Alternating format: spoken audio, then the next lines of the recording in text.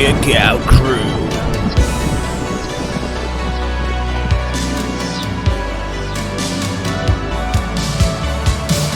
James L. Corey.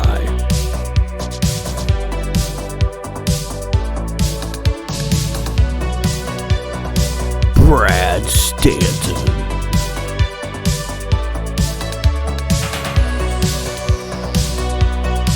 Coach Rosie.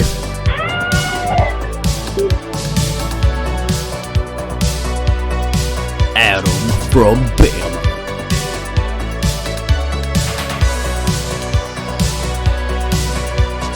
Mike Whitaker.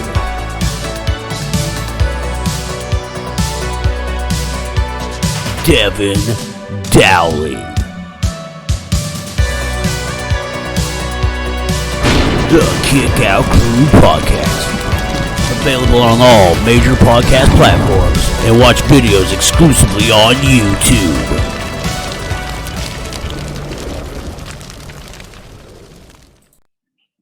All right.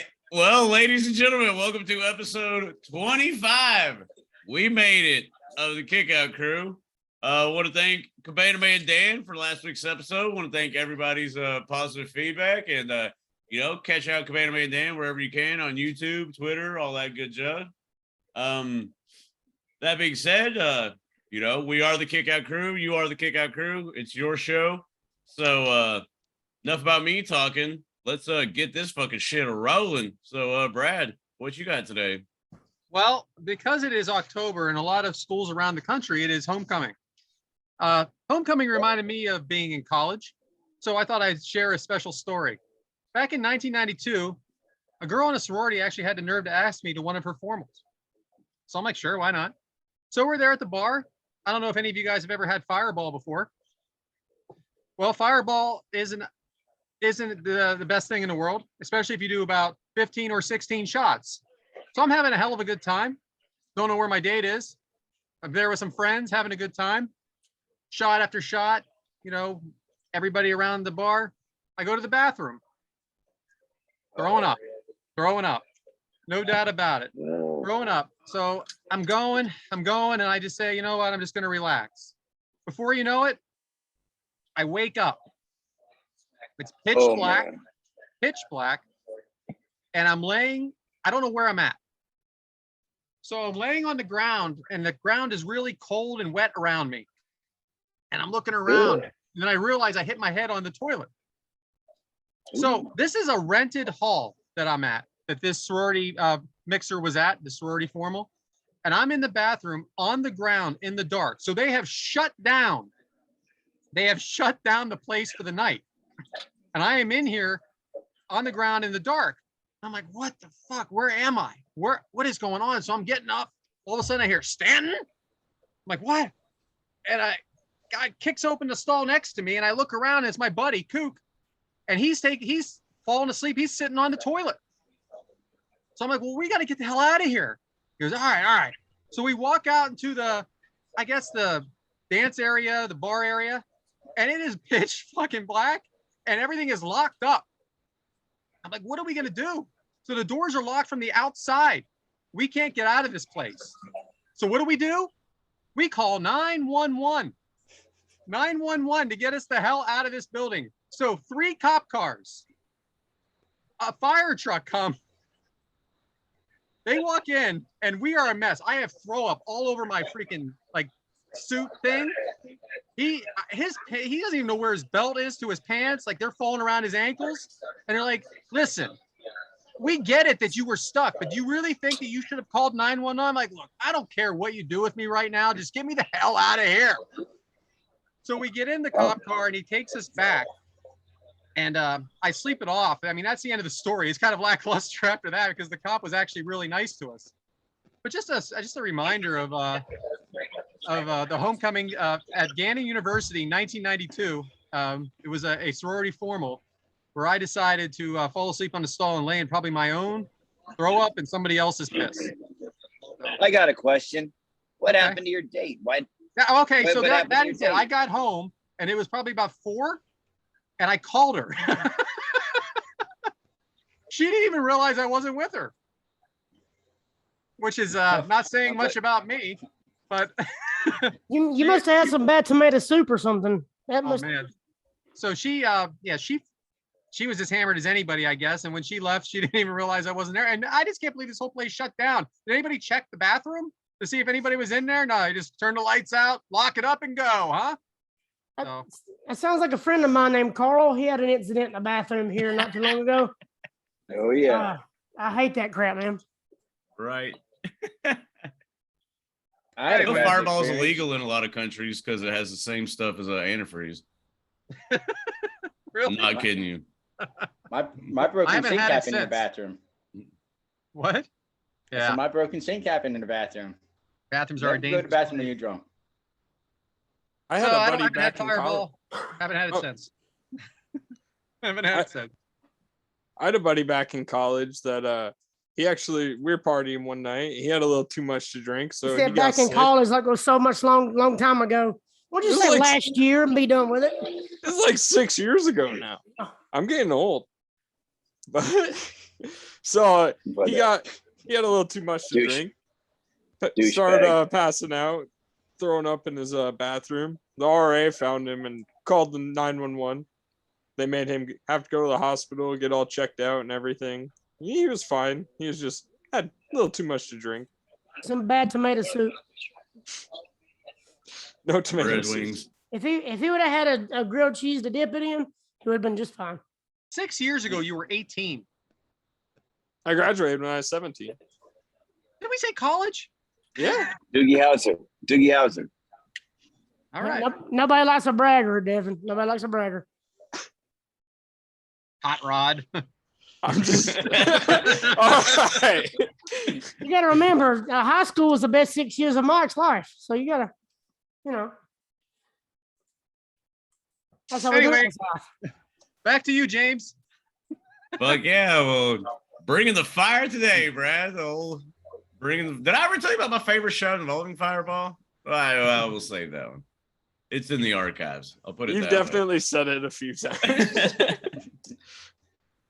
Well, speaking about on fire, we got Mike up next. So, Mike, what you got for us?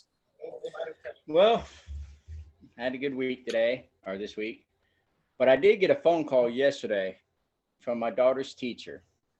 And she's in pre-K, getting a little bit of trouble, little stuff here and there. She called me and said, she's been doing little things, but we're okay. But now she's running around saying the N-word a lot. I'm like, she's what? We don't think. No, there ain't no way. She's like, no, she said it a few times. We had to talk with her, this, that. I said, all right. So she came home and I was talking to her about it. And I said, you can't be saying bad words. You can't do. She said, Daddy, no bad word. So I'm like, okay, well, later on, we're doing her homework and trying to do her name. And she's trying to, saying her whole name. And I said, you got to say your whole name. She's like, Hazel Wigger. So she's trying to say her last name, and the way she's talking, it's making it sound like she's saying it.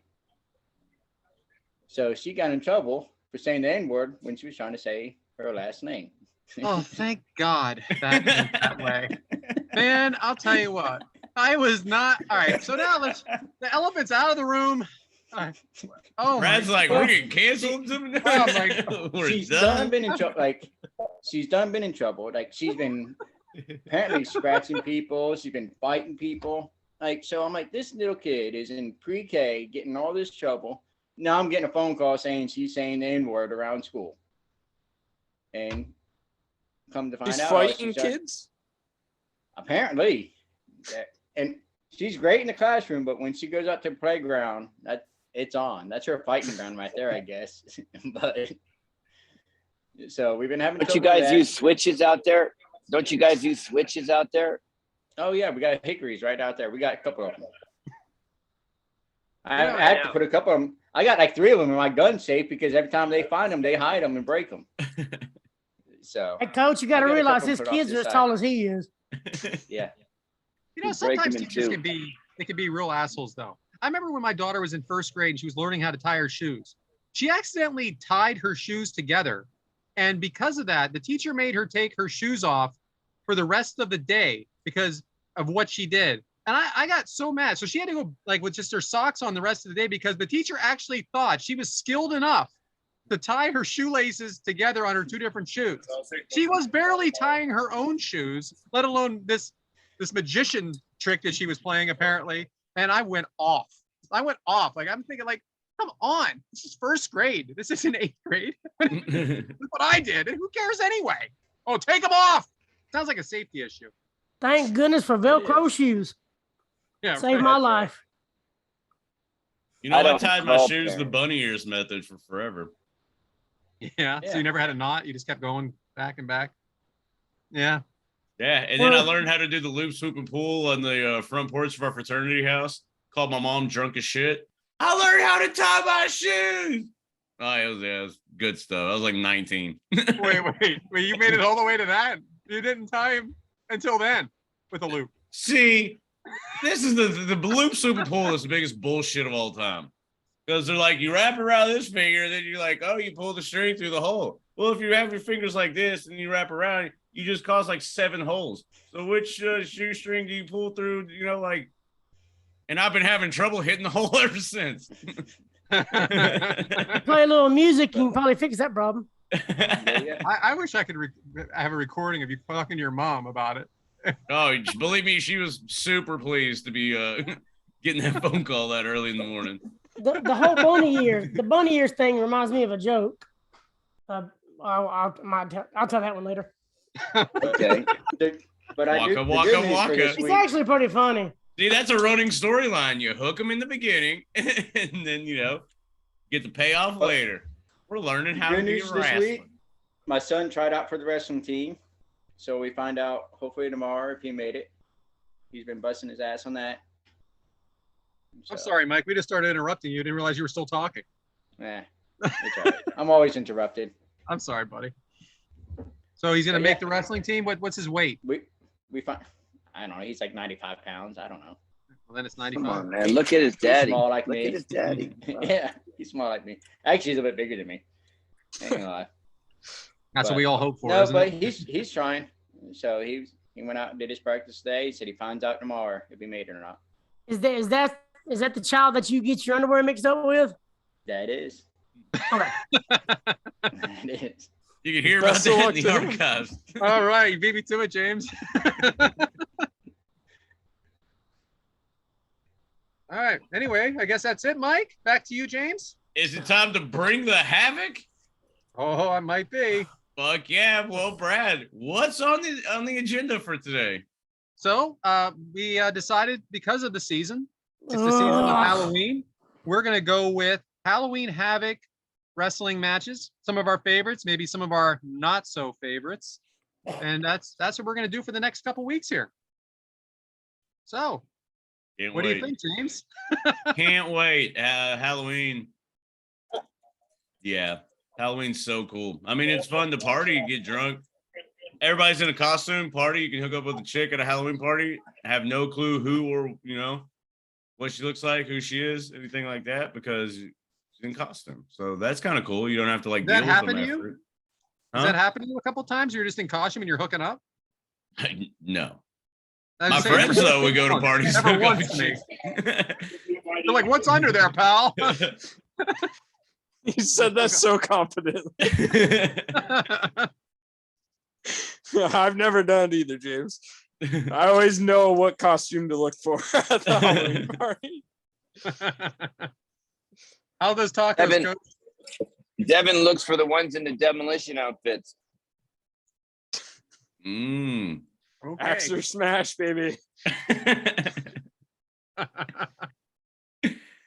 Look it up, fans. Tell us what you think, Devin, in that wrestling outfit. Or would Sammy wear that outfit? No, Have we even gotten to Sammy yet? We're not talking Not about yet. Sammy. We're not Sammy talking wears about it when Tom Mello tells him to. Mm-hmm. Or when Andrade bitch slaps him. Boom. Still, the last person we've seen on Dynamite was Sammy Guevara. Was that before or after he got his ass whooped That backstage? explains the ratings. I feel like we're all stoned right now. I think we're just trying to drag it along before we get to this damn match we got to talk about. What For match real. is that, James? Well, the first match we cover, and my God, is it 5 stars? Jesus. We'll get to that. But Tons. we're going to start with Cactus Jack versus Vader in a Texas death match from Halloween Havoc 1993. Took place October picked this shit? 24th. What? Who picked this shit? I think you did. No clue. Texas death match in New Orleans. Yippee! Right? October 24th, 1993. Lakefront Arena in Nolens. It attendance of 6,000. Match length of roughly 16 minutes. And Meltzer, see, this right here should tell you that this dude's full of shit. Because Meltzer gave it 4 3/4 stars. No. I'm not kidding you. This is fucking terrible. I'm Four starting. 3/4. Yeah. I'm starting to Did realize you why watch this match? they call it a Texas death match because everybody in the audience died from boredom having to watch this For shit. real.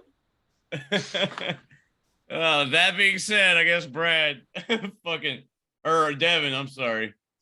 Take it away and throw it in the fucking trash, please. All right. So honestly, the match doesn't make up for what the feud was, because the feud was honestly pretty good. It all started back Long.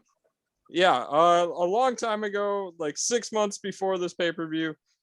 Cactus Jack was in a match with Paul Orndorff. In that match, Harley Race attacked him and pretty much tried to lay out Jack, but Jack ended up knocking Harley Race out and end up leaving.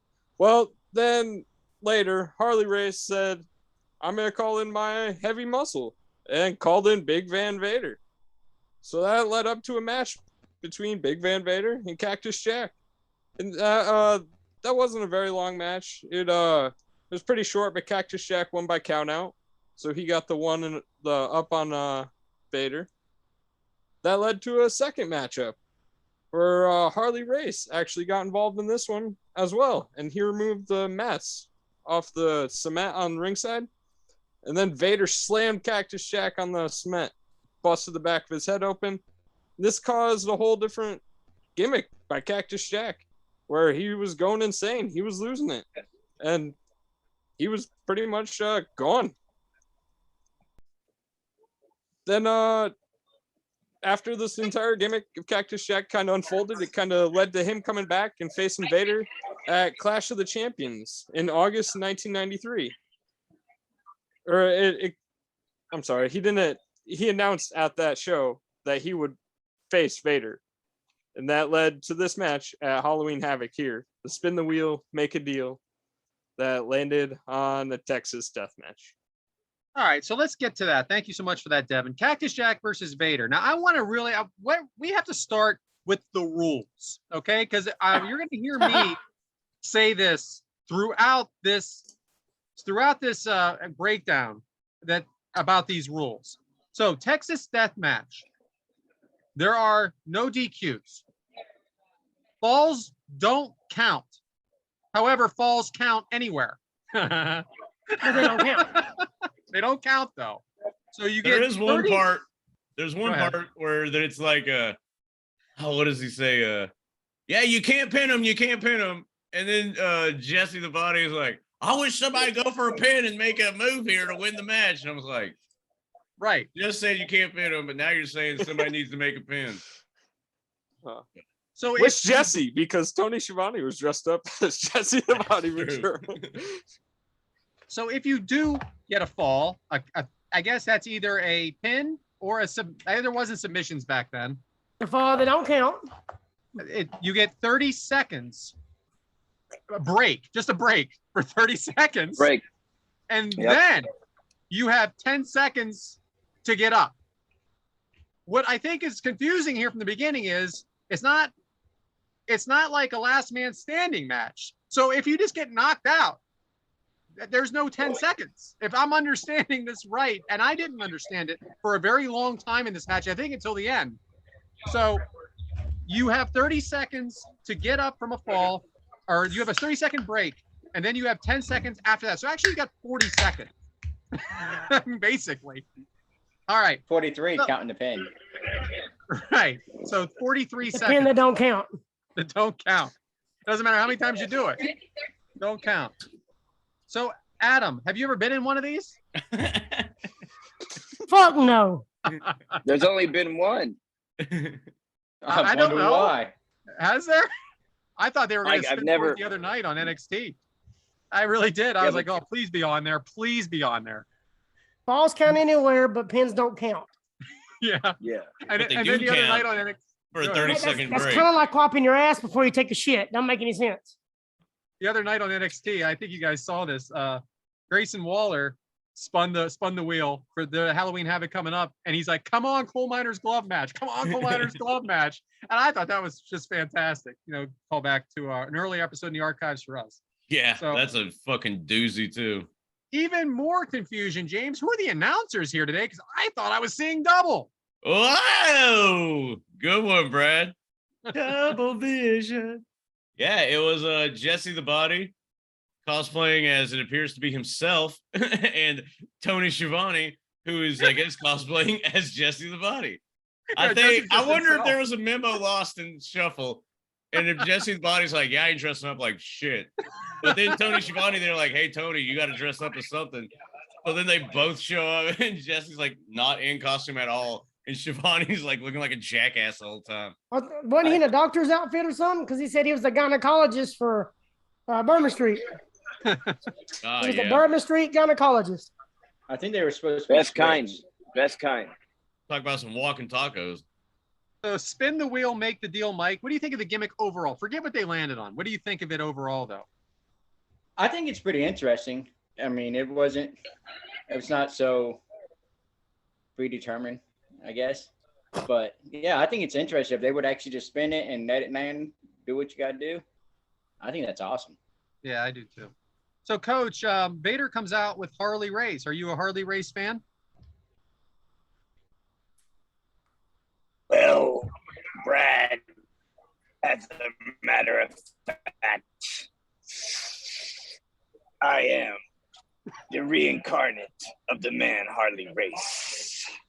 Yeah, man, fucking Harley Race is great. Real slow talker, pungent points, and tough guy from all the stories we've heard. The guy got in a boat accident and lived. The guy got in and went to bars just to get in pool fights. I mean, that was Harley Race. There was no living the gimmick. He was the gimmick. God's green earth. Hey, Devin. Ric have you Flair ever been- always does that impersonation. Devin, you ever been to Truth and Consequences, Mexico? I did. No. Remember, I did the video. I did the video. Remember, I did the promo video from Truth or Consequences this summer. That's right. And I don't have much of a memory. You know what I mean? Killed a lot of brain cells in my time. So we have All the that Cactus- fireball. Yeah, Right? Cactus You'd have an Jack intervention, Brad. I thought I heard tomato soup helps your brain function. I thought I did after that night, by the way. Cactus Jack entrance, nothing really special there. A little bang bang. They start brawling on the outside. Shivani, like the Shoney bear. Shivani tells a ridiculous backstory about Cactus Jack. I mean, if you guys heard this, it was like this ridiculously long story. James, you think that's just a product of the time or a product of the character? Probably trying to explain the characters. This is where he talks about basically they did a storyline of brain damage. There's Ric You know Flair what I right mean? there in the jet. Thanks, Coach. No, just talking shit to the guys. There's a beautiful jet that just passed overhead. So everyone's wooing and limousine riding, jet flying. So I said, there's the jet right there. Speaking Sorry. of brain damage, Anyway, Yeah. so they kind of did a CTE storyline back before it was even cool. You know, kind of weird that they openly did like, oh yeah, he's just got brain damage. Just Cactus Jack. He'll find himself. Don't worry. Just let him go. He'll be good. Let him go. They Devin, said he why lost his bag and lost his family, but he found his bag. I didn't remember that. He found his bag. Like, fuck yeah. True championship story right there.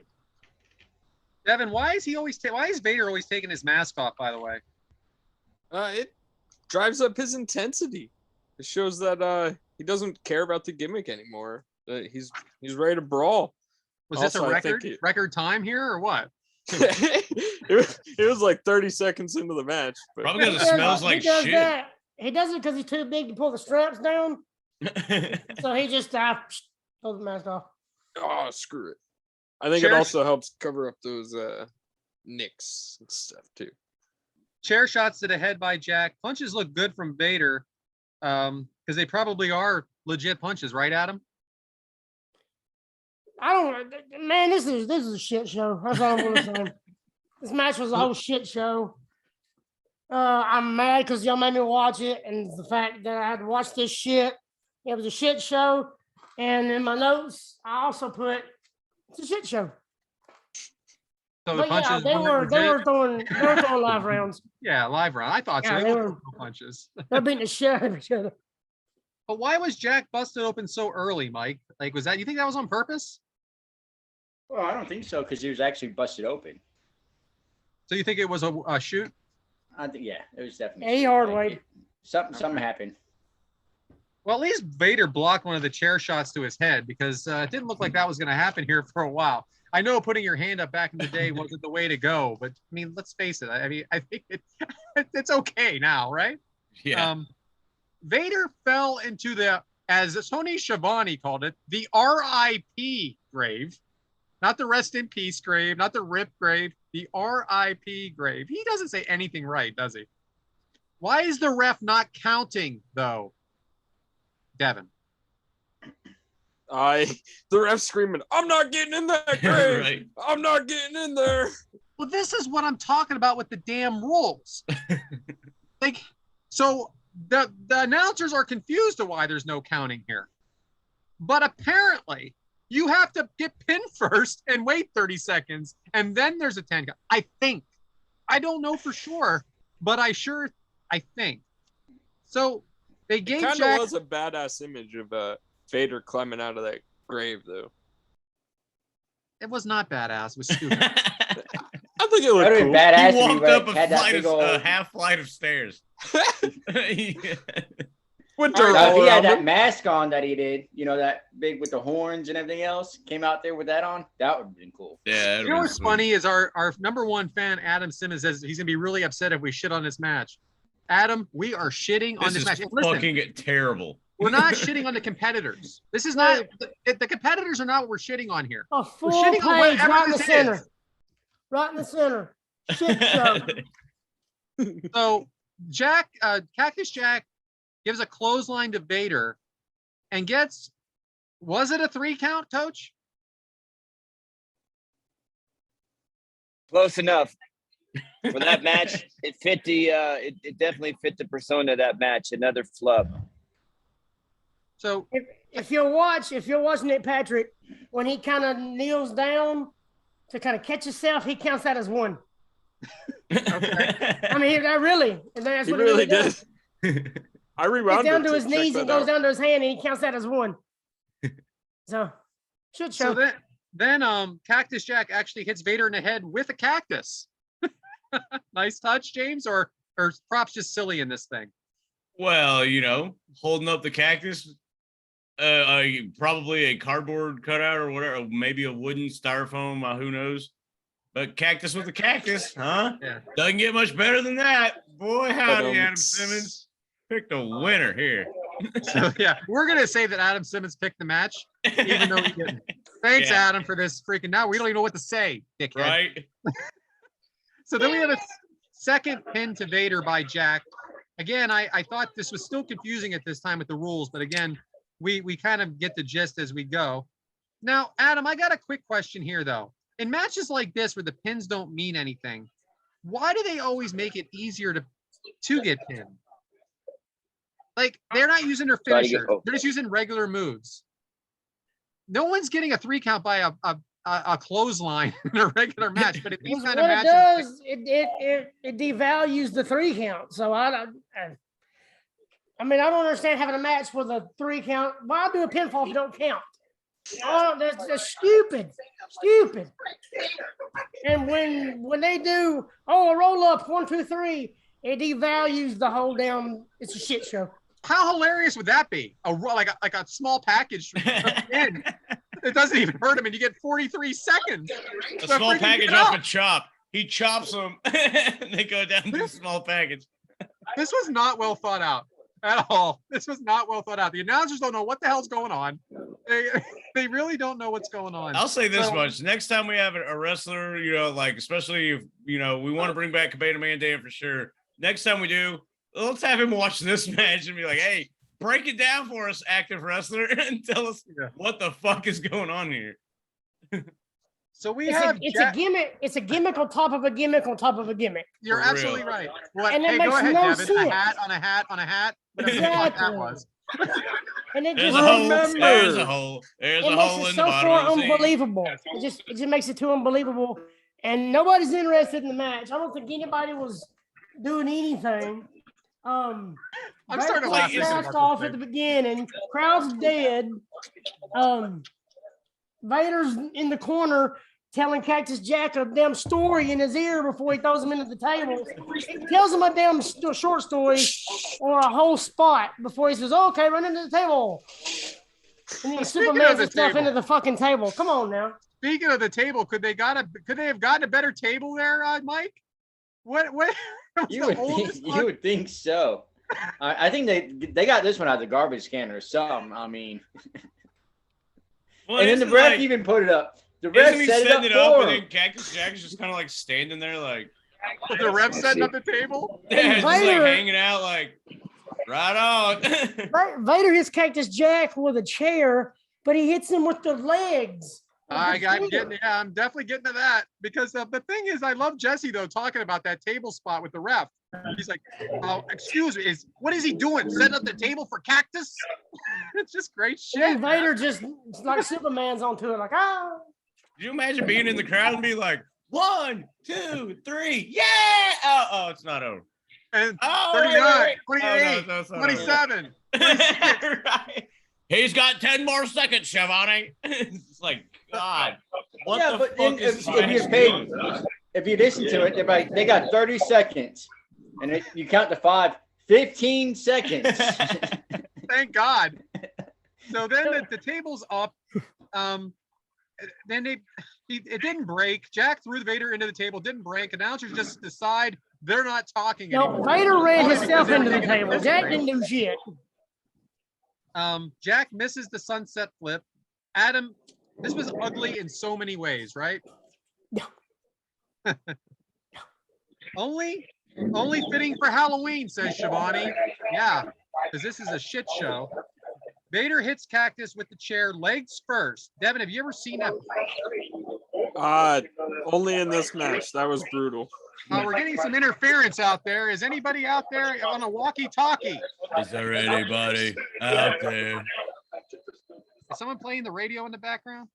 Gotcha. Yeah, coach. Coach, I muted you. There we go. Oh, okay. They're setting up. They got a smoke machine here. Instead of a red carpet, it's purple for Ric Flair.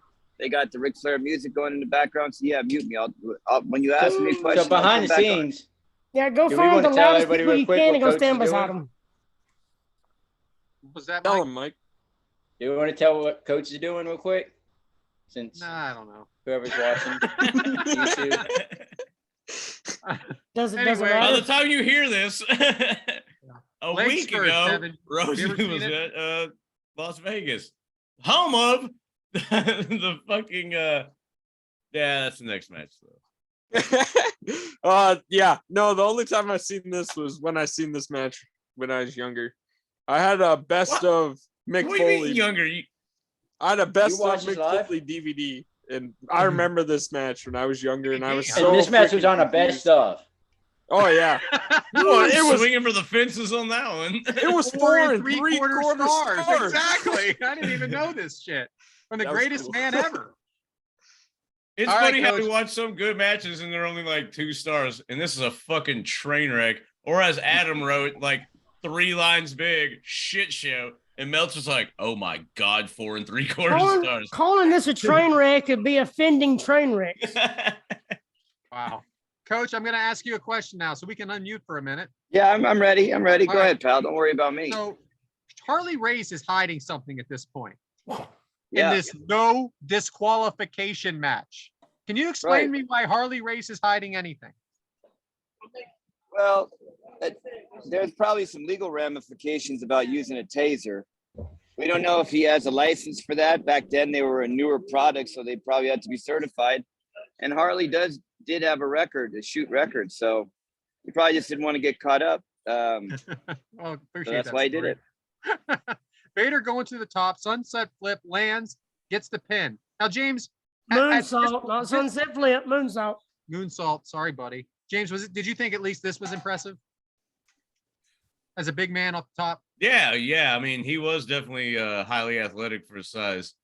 I do like the when Jesse's talking about there's a clicking noise, Shivani. What is that clicking noise? Something's going on down there. I'm like, oh my God, end this fucking. I want to take the taser and tase myself. You know what I'm saying? I get you. Adam, I do appreciate you correcting me with the moves, though, because I do tend to get them screwed up. I'm not making a joke either. Wow. So- Excalibur needs to be on this fucking shit. Yeah, right. Well, he'll name it whatever he wants to. But, one thing I am better than Tony with Boom. naming the moves. So again, Jesse explaining the 30 count and then the 10 count. We appreciate that. The re-explaining of the rules over and over again. And again, with the great prop here of the rusty ass chair. The crowd doesn't seem to know what they're watching, James. Do you agree? Well, number one, they always say if you have to explain the rules to your audience, then it's way too much. And number two, can you imagine watching this live? Because I'm pretty sure, I know, especially nowadays, I don't know back then, but you don't hear the announcers. So as a crowd, you're probably confused as to like, oh, there's 3 count. Yay. Oh, wait a minute. We got to wait 30 seconds. Oh, wait. Well, no, we got to wait 10 more seconds. Well, why is he cheating with the ref? But it's a death match, but there's no pins. There are pins. I don't know what the fuck's going on. And then you have a chair shot by Vader, then a DDT onto the chair. And I didn't understand the rules at this time, that being knocked out on the chair wasn't that. So I'm like, why is no one counting? Well, because you have to pin him, apparently, the count. So anyway, trainers are out there. Another pin by Vader. Now Cactus is up, but they're still counting. But Jack and Vader are spiting already. This is ridiculous, Devin. Come on, 4 3/4, dude. Yeah, I don't know. We had 30 seconds, so they're still brawling for those 30 seconds, I guess. Somebody backing up? Dude, this is a big time event. I'm sorry, this is a big time event. Let me get this off. Sorry. That has the same rules as this: pin, no pin, stand up, sit down, fight, 10 seconds, 30 seconds. I want to say this, Adam Simmons, I want to hear your reasoning as why you think this is a good match. Message our fucking shit, because this is an absolute train wreck. It's a shit show. I don't know if Brad's frozen or still in shock and peril from, the devastating match that this was. Because this was bad. Like, this is just all around mooey shitando. Like, I will give him, as much time as he needs to try to convince me to believe that this is a good match. You know what's funny is everybody shits on Meltzer. I guarantee you Adam Simmons will be like, man, it was an awesome match. Hell, Meltzer even gave it 4 3/4 stars. Like, he'll use that as justification, when in reality, the coal miner's glove match and this is a push, in my opinion, on this pay-per-view is trash. Guys, you hear me right? Okay, Yeah. I'm sorry you lost me for a minute. My issue with the end of this match, and I don't know if you guys already talked about it, I got knocked out there for a minute, is that they were literally both on their feet and they said that he won, right? Yeah. I just don't even, this was such over-explaining of the rules. I'm not mad at the competitors because they're both brawling type fighters. They do have some athleticism. I'm not mad at, it's not them. This is the cards they were dealt. This is a hardcore match. They were told to do it this way. But again, you said it, James, and we've heard JR say it. If you have to keep explaining the rules, it's too hard to follow. And I still don't know if they were really certain what this was supposed to be. Is this the first sign of heel Nick Patrick? So, and then then he's right. I don't know. Cactus is right up afterwards. And anyway, They were both standing when they finished the match. Yeah, it makes no sense. Do we have any questions specifically with this match? Because I want to fucking bury this in the RIP Vader. It's not so much about the match, but it's stairs. But it's about Vader and Cactus. So we can go ahead and get into that real quick. Yeah. I mean, y'all seen Harley Race when he had the taser. He didn't even touch Cactus Jack with it. Didn't even touch it. I'm okay with that. It's just a mistake. It's just this over-explaining of the rules to me. Anyway, this was there's Brian a grave with stairs. It's blatantly obvious, like there's no fog machine or anything trying to cover it up. And they even have lights under it, like shining out so you can see the stairs and, R.I.P. Vader. So this was the, Brian Haremza writes, this was the only high-profile match Vader and Cactus would have. Are you surprised the rivalry did not go longer or have bigger matches? I think you guys can answer. I know my answer. I know this is a poor joke, but this match gave me brain damage. And the fucking, the feud was based off of like brain damage and forgetfulness. And I don't know. I would assume that I thought they did have a bigger match than this. Devin, or no, I guess the buildup was. I'm not going to argue with Brian. Brian knows everything, so I ain't arguing with him. Yeah. When it comes to WCW early 90s, guess as good as mine. If it wasn't Sting, I wasn't watching. Unfortunately, this is the highest match that they got, but it wasn't even for the title for some reason. They didn't even put the WCW championship on the line. Yeah, once again, this is not a title match. Cactus Jack doesn't even care about the title. He just wants his revenge. And he didn't even win. Right?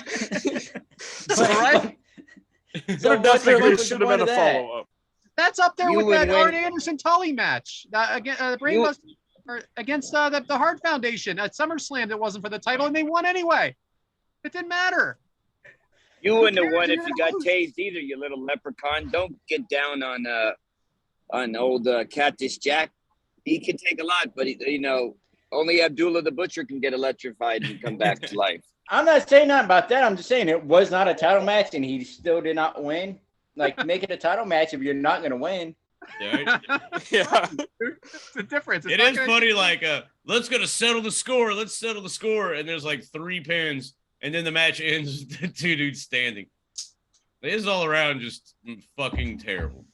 So, I mean, like you said, James, 4 3/4 star for this match by Meltzer. I literally, I looked at it and I looked at it again. I was like, am I so then I took my cursor and highlighted the stars. I was like, 4 3/4? No negative. There was no negative in front of that. I'm gonna message him. I mean, he probably ain't gonna answer, but come on, man. I mean, maybe he's 93 standards. I want to know because I think he's got somewhat good taste in what's good wrestling. This is everything he hates about wrestling. This is everything Meltzer hates. Meltzer likes the Japanese style, good athleticism matches. He doesn't like this nonsense, and this match is complete nonsense. I don't know. So my answer to the question is the reason this didn't keep going is because I don't think either competitor wanted to do it anymore after this ridiculous whatever this was, and they said, "Nah, the hell with that." I mean, they didn't really work. I didn't think they worked well together. I liked them as a tag team. They were a tag team once. That was okay, but when you get 2 guys like this that they have this similar style, I don't know if it really works. Is this Bill Watts booking? Was this his go around? Looks like it. Yeah, probably. Did they go over the top ropes? Then he would have been disqualified even in a DQ match. Hell, they probably would have gave a 30-second break after over the top rope move. And then a 10-second rest. I wish you got 10 seconds to get back in the ring. For real. I wish somebody would be like, well, hold on now, guys. We got to give a 10-second rest. Especially, it's so weird how that would have flown. Because in the 80s, if you tell somebody, yeah, they were going to go with the 10-second rest, every wrestler would have been like, yeah, go fuck yourself. But, 1993, it's like, all right, man, need 40 seconds. What do you think would be said if a match like this would happen today? Oh, this year, WrestleMania, Roman Reigns versus The Rock, and this kind of Texas death match. For real, or Roman and Brock Lesnar, you know what I'm saying? Be like, well, gotta give him 30 seconds, guys. Everybody back up. And then 10. and then count to 10. That's the most ridiculous part of it. It's not 30 watching seconds. It, probably. 30 seconds, you're allowed to sit on the couch. You can sit on the couch, have a beer, 30 seconds. Lesnar lifted up the ring, so we gotta give him 30 seconds, everybody. 30 seconds, please. Roman Reigns, and then the guy finish that hasn't been didn't even pinned go by it. Brock, the guy that hasn't been pinned, or Roman, the guy that hasn't been pinned in 3 years, gets pinned 14 times. And then the match ends Yeah. with both. Could you imagine if the match ends with Lesnar and Roman Reigns like both standing up and they're like, done. Yay! You're the winner. And you're right, Paul Devin. Heyman tases Brock. Yeah, like you said, Devin, like and Brock gets pinned with a clothesline. Like, he's had. Could you imagine Roman getting a small package on Brock Lesnar and that's how a match like, well, 3 count, then for 30 seconds, then a 10 second. Let's go again, guys. I know Back we it have beaten this to death. I know but it is so funny. It's It fucking is just so many terrible. rules. I feel like I'm playing Mousetrap. You know, it's that stupid board game that no one understood what was But the going trap on. don't count though. The trap don't count. Right? Right. You gotta you trap the mouse, but then you lift it back up and you give that mouse 30 seconds to get it, collect itself again. You know, the thing is, Cactus probably likes this match. Like, I bet Mick Foley likes it. He likes We're everything. shitting on it. He probably loves it. He loves it. He talks about stuff that he loves, and I'm like, what? This is some of the greatest work in my career. Take He the likes working- the Hell in a Cell, or you take the Shawn Michaels in your house. You take the Hell in a Cell. Nope. This is my magnum opus. All right. I'm done with this match. Back to you, James. Thank I've been fucking done with God that. we buried. There's no more questions about it because I'm not waiting until the end of the show to answer any fucking dumb question about this match. Or I Oh, that mean, was a great good one. question about a dumb match. I'll put it that way. Right. Now we got Yeah, that two was- about the next one. Right. Thank the Lord. Well, we brought the havoc on that one. Speaking of bringing havoc, Devin, can't wait. What you got? Well, What is Sammy doing actually- this week on his dumbass vlog? For my topic, it's not about Sammy Guevara and it's not about Havoc, but it is about Halloween. So I just want to talk about some of our greatest Halloween costumes that we've worn in the past. Like I've been the Wizard of Oz while Erica was a witch. I've been in 3rd grade, I was the American Badass Undertaker. In 5th grade, I was a hippie woman. I was like a girl hippie. I don't know. I love that Halloween. one stuck with you. That gimmick stuck with you all the way till now, didn't it? Some parts of it. I I just was an want to old know. lady one time. Yeah, tell me some of your Halloween. Yeah, I think I was probably in like 3rd, 4th, 5th grade, something like that. I was an old lady one time. Hell All yeah. right. So during here we go back to college. I went as sperm. I was completely naked and I covered myself in shaving cream all the way. And I didn't stay very long because everything started melting. And let's I was just about say, to say, I would get a bucket of water and just for real. And yeah, I was a little shy. So, but it was a good, as good as I am about sperm, about 30 seconds, then 10 seconds, and then I'm 40 in, seconds. I'm out. Yeah, I'm done. So that happened once. Our fraternity house used to have some bomb ass Halloween parties. That was the cool thing about Halloween as a single guy is pretty fun because everybody goes to the bar. People are in costume. You don't know, like, hey, is that chick hot? Is she not? Who gives a shit? She looks like Betty Boop right now. I'm booping that down. But yeah, college. I like how everything is just like slut. Like, I'm gonna be a slut, Chewbacca, like all this stuff. It's so weird. My favorite one of my personal favorites, because I go as a hippie like 90% of the time. The tie-dye shirt I was wearing last week, probably wore that like 7 Halloweens in a row. But I went as Gertner on one of the ad-free shows, Halloween Zooms, and I had the neck brace, bow tie, no shirt, fucking jacket. Probably gonna do that again this year because I like it. That's Well, fantastic. well. I got a That's second great. one. This one was pretty clean though. We used to dress up for the school, and they'd have a Halloween party every year. And our entire family, I went as Santa Claus, my wife went as Mrs. Claus, and the kids went as elves. Let me tell you about the dynamic of being Santa Claus at a school, even though it's Halloween. All of a sudden, like, I'm not even thinking. They're all getting on my lap. They're all telling me what they want. The whole party changed from a Halloween party to a pre-Christmas celebration. And I have been Santa every year at my every year there since for the breakfast with Santa. I actually have I'm on my second suit. So I just think that's funny. Like it went from like this scary because the year before we were as a family of zombies, and then this year we went with some Santa Claus, and just to change the party entirely. So I thought that was kind of cool. What about you, Adam? Here. Oh, You ever go? Do you have Halloween in Alabama? yeah, but I don't dress up to give me a good excuse to have kids sit in my lap. Santa Claus does. You had to make it weird.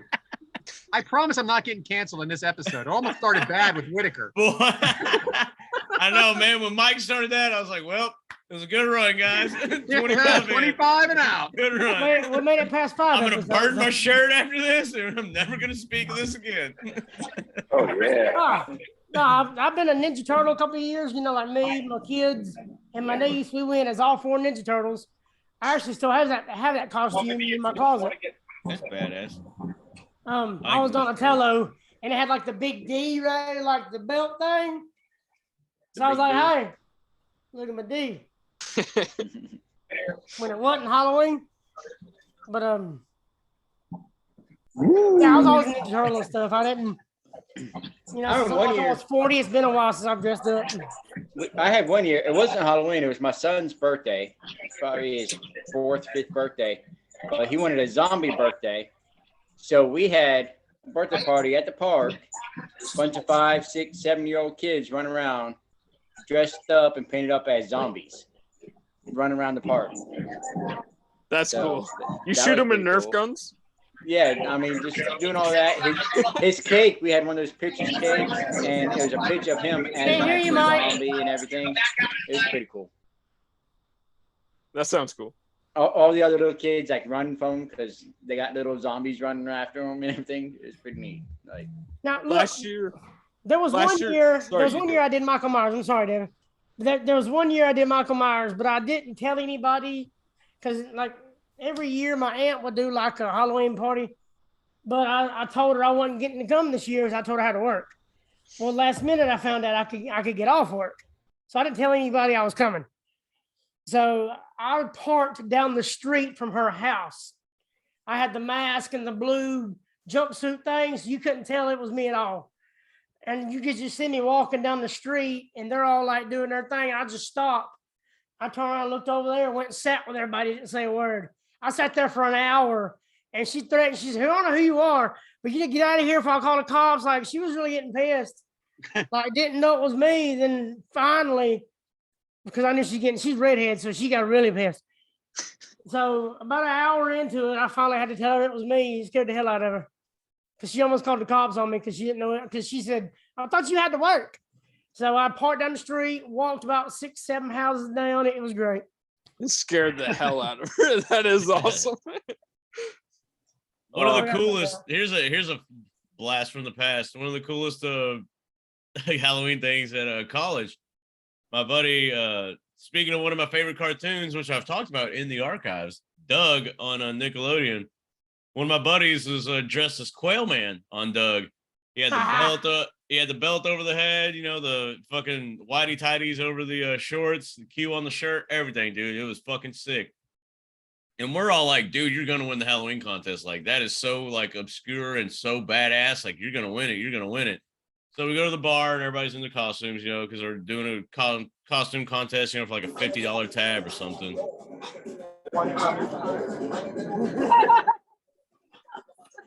And then, so we show up there, and next thing you know, we look across the bar, and there's another motherfucker dressed as Quail Man. Speaking of the bar atmosphere, so yeah, there was 2 Quail Men, so that automatically takes you out of the running if 2 people do the same thing. What an odd thing to match on to like pair up with someone. But yeah, that's 2 Quail Men, the same like how random, obscure, and then they both looked at each other like, motherfucker. He was a cool guy. We ended up like hanging out with him and stuff, but you know, because of course, you know, we had a common ground, and that's how you make friends at a bar. Find the common ground. Sports is a really good one. That's how you meet people. Alcohol's usually a good thing. You got in common. Oh, I hear. Or you can wake up and locked in the bar, passed out in the bathroom.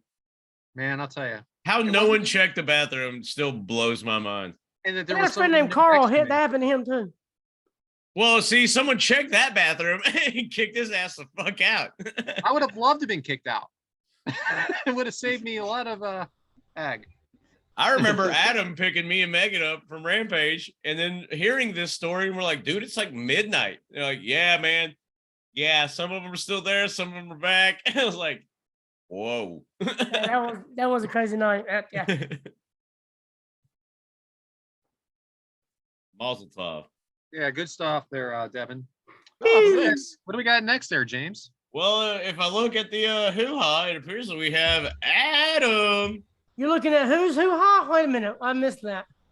The outline is what I meant to say. Some of us We know we actually didn't do look look at at the that. outline. I heard hoo-ha, and I was like, hey, now. I mean, Ironic, we're talking about looking at the outline, and then we're going to Adam next. So, Adam, take I've it actually away. got the outline here. I've actually got it. Back-to-back weeks, Adam has the outline. Dun, dun, dun, dun, dun, dun, dun, dun, dun. Yeah. Episode we got the 24, club baby. episode. Oh, Rose shit. was This is down, episode man. 24. Damn it.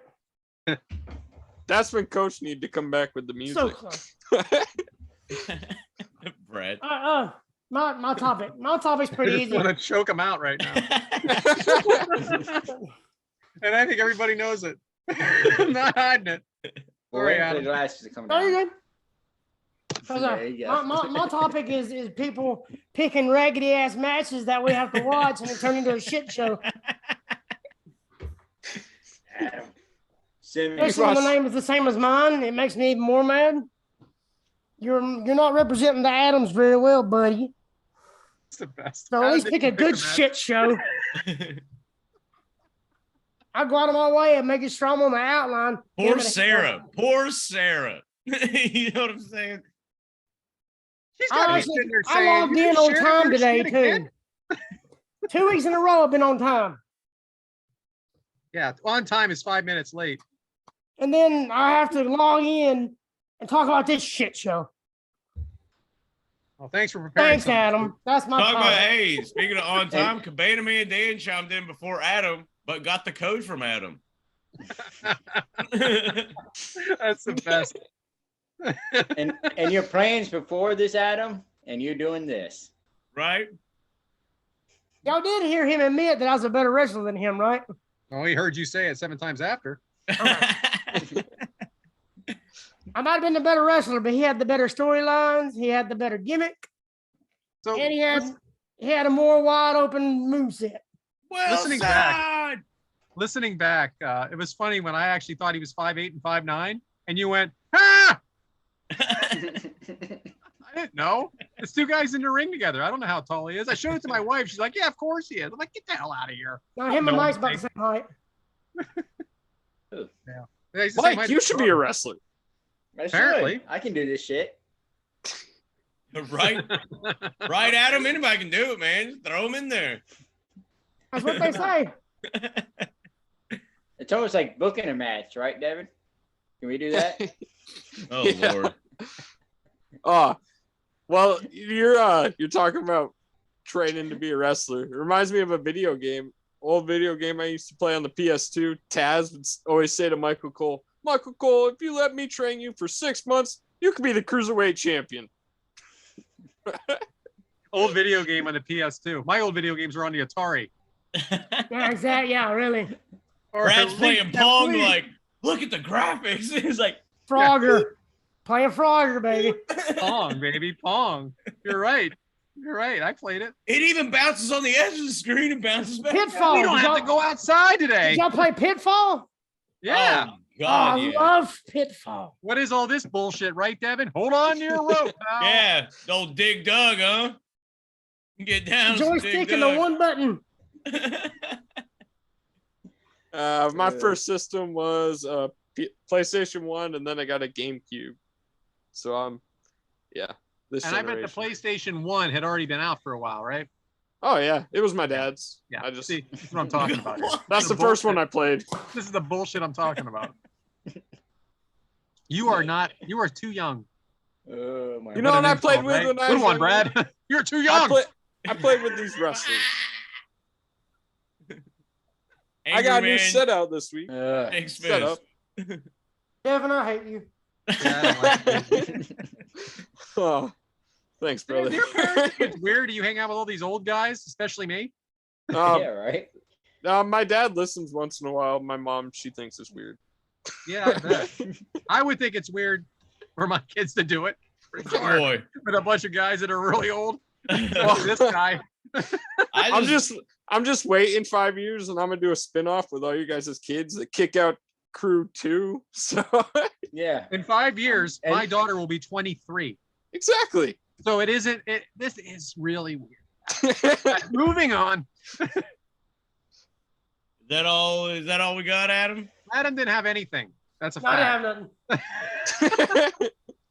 Oh, well, now it's time, I guess. Looking at this, it's my turn to talk about my favoriteest of holidays, which Favoriteest. you think some people celebrate Christmas early. Boy, howdy. You want to talk about the spirit of Halloween? I'll give you the spirit of Halloween. This is going to be a little off the cuff and off the hip. It gives women an excuse to be complete fucking train wrecks. And I think they start celebrating Halloween in August. And they're like, oh, it's spooky season. Oh, you know why you love Halloween so much? Because you're fucking nightmares. That's why you love Halloween so much. You bitches are fucking nightmares to deal I with. swear I thought you were talking about my family reunion. My bad. Go ahead. Yeah, that's my spirit of Halloween. Women love Halloween so much because they're absolute train wrecks and fucking nightmares. And they're like, oh, well, it's my ghoulish spirit. Or, It oh, can be blah, the blah, slutty blah." kittens. Hey, we're not talking about the costumes. He's single. Yeah. Yeah. Yeah. Been a Because lot I don't of settle parties. for All you bullshit. trashy women Sorry. out there that love Halloween. he's Yeah, single. I'm single He'll be because I settle hosting for this dude real bullshit. quick. I had 3 sisters. They were not fucking idiots. So I kind of hold women to a high standard. While I lived with my mom after the parents' divorce, hell of a woman. Kind of put women on a pedestal, honestly. So to see all this, like, well, you know, I'm just acting this way because, you know, it's Halloween. Fucking fuck off, okay? Like, be a decent human being. Don't use an excuse. It's like, well, it's spooky season. I don't give a flying dick fuck what it is. Be a decent person.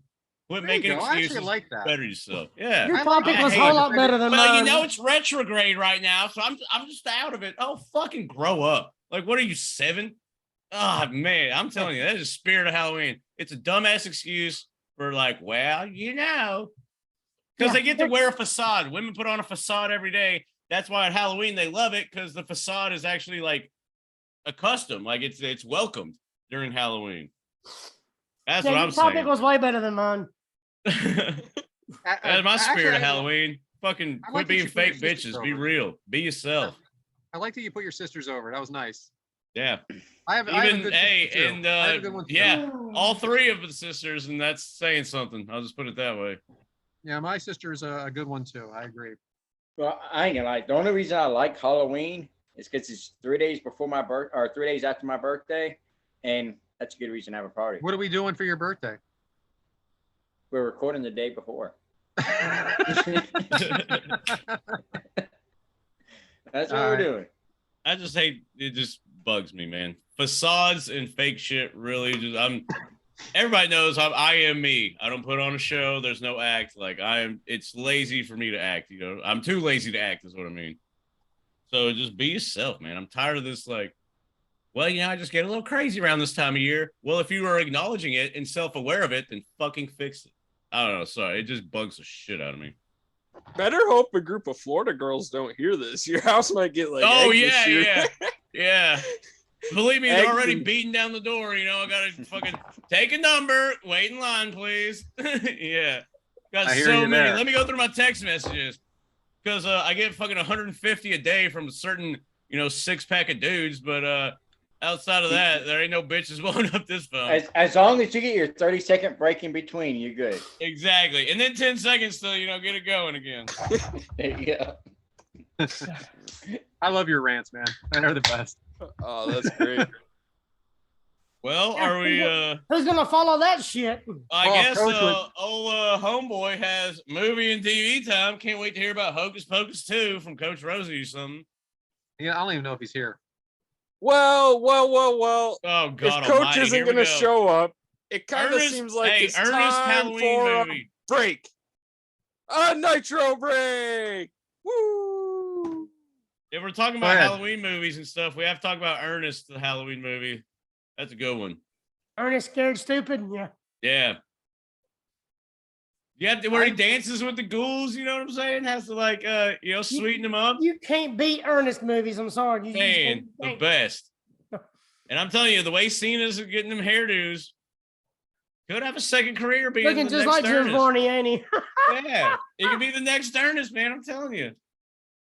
Oh, wait, y'all said something about Hocus Pocus 2. Did y'all see the thing where there was some lady telling people not to watch Hocus Pocus 2? Yes, and she's from Texas. Spells. Exactly. She's from Texas. Easy. But Don't I will watch say, Hocus Texas Pocus is a big 2 populous because they state. cast spells on you. Maybe she should have been a part of that death match. Heyo. Texas is a big populous state. Austin's a little crazy. Great city. A little crazy. But it sucks that a state that big, and especially with its southern roots, produces some of the fucking craziest motherfuckers out there. But yeah, if your kids watch Hocus Pocus 2, which if you're a bad parent if you let them, haha, joke. But I don't think it's devil summoning and all that stuff. You know, Jumanji was banned in my theater at home because it was like magic and all this stuff. I'm not kidding you. They didn't show Jumanji in theaters growing up. I bet they got rid of Magic the Gathering cards too, didn't they? So I got a question, James. Wait. Have any of y'all watched Hocus Pocus 2? No, Mike, I'm a 36-year-old No, we're grown-ups. You don't watch that I shit. got kids. I understand that. Yeah. I don't care. I'm not watching that stupid shit. Okay. They're not doing, I'm going to cast a spell on you. You ain't walking around like a zombie after that. I'm telling you that. James, were you allowed to watch Harry Potter at that theater? I don't know if they showed it or not, actually. I didn't watch it. I didn't give a fuck about Harry Potter. No, I'm just curious because you said about magic, and that's... Dude, the churches got together and petitioned to have Comedy Central and MTV off cable, and they succeeded. So it was offered like in the area on the cable company, but in our town, no Comedy Central because of South Park and no MTV because of Beavis and Butthead. The first time I saw MTV on our cable system, I think was like 2001. Like I was in high school when it came back. I'm not kidding you. We had to go to friends' houses with satellite. Had to go to a friend's house with satellite if we wanted to watch any of that. How long ago are we talking here? How long ago? Before Devin was I'm born. talking about probably 94 to like 01. That is unbelievable. I'm telling you, man, small town Texas. Wow, that's you why got all them churches together, boy. You ain't beating Jesus. Devin, do you know who Beavis and Butthead are? I grew up on South Park and Beavis and Butthead. My parents were teenagers, so those were my cartoons growing up. Devin, did you have the South Park video game? I have the I forgot what it's called. I don't know. I have one you of them. You didn't have the 64 one where you could piss on the snowballs? Yeah, you piss on the snowball. That's exactly what I was going to What? You piss. Yeah. On the 64 version, you could piss on snowballs and throw them. I haven't played that one.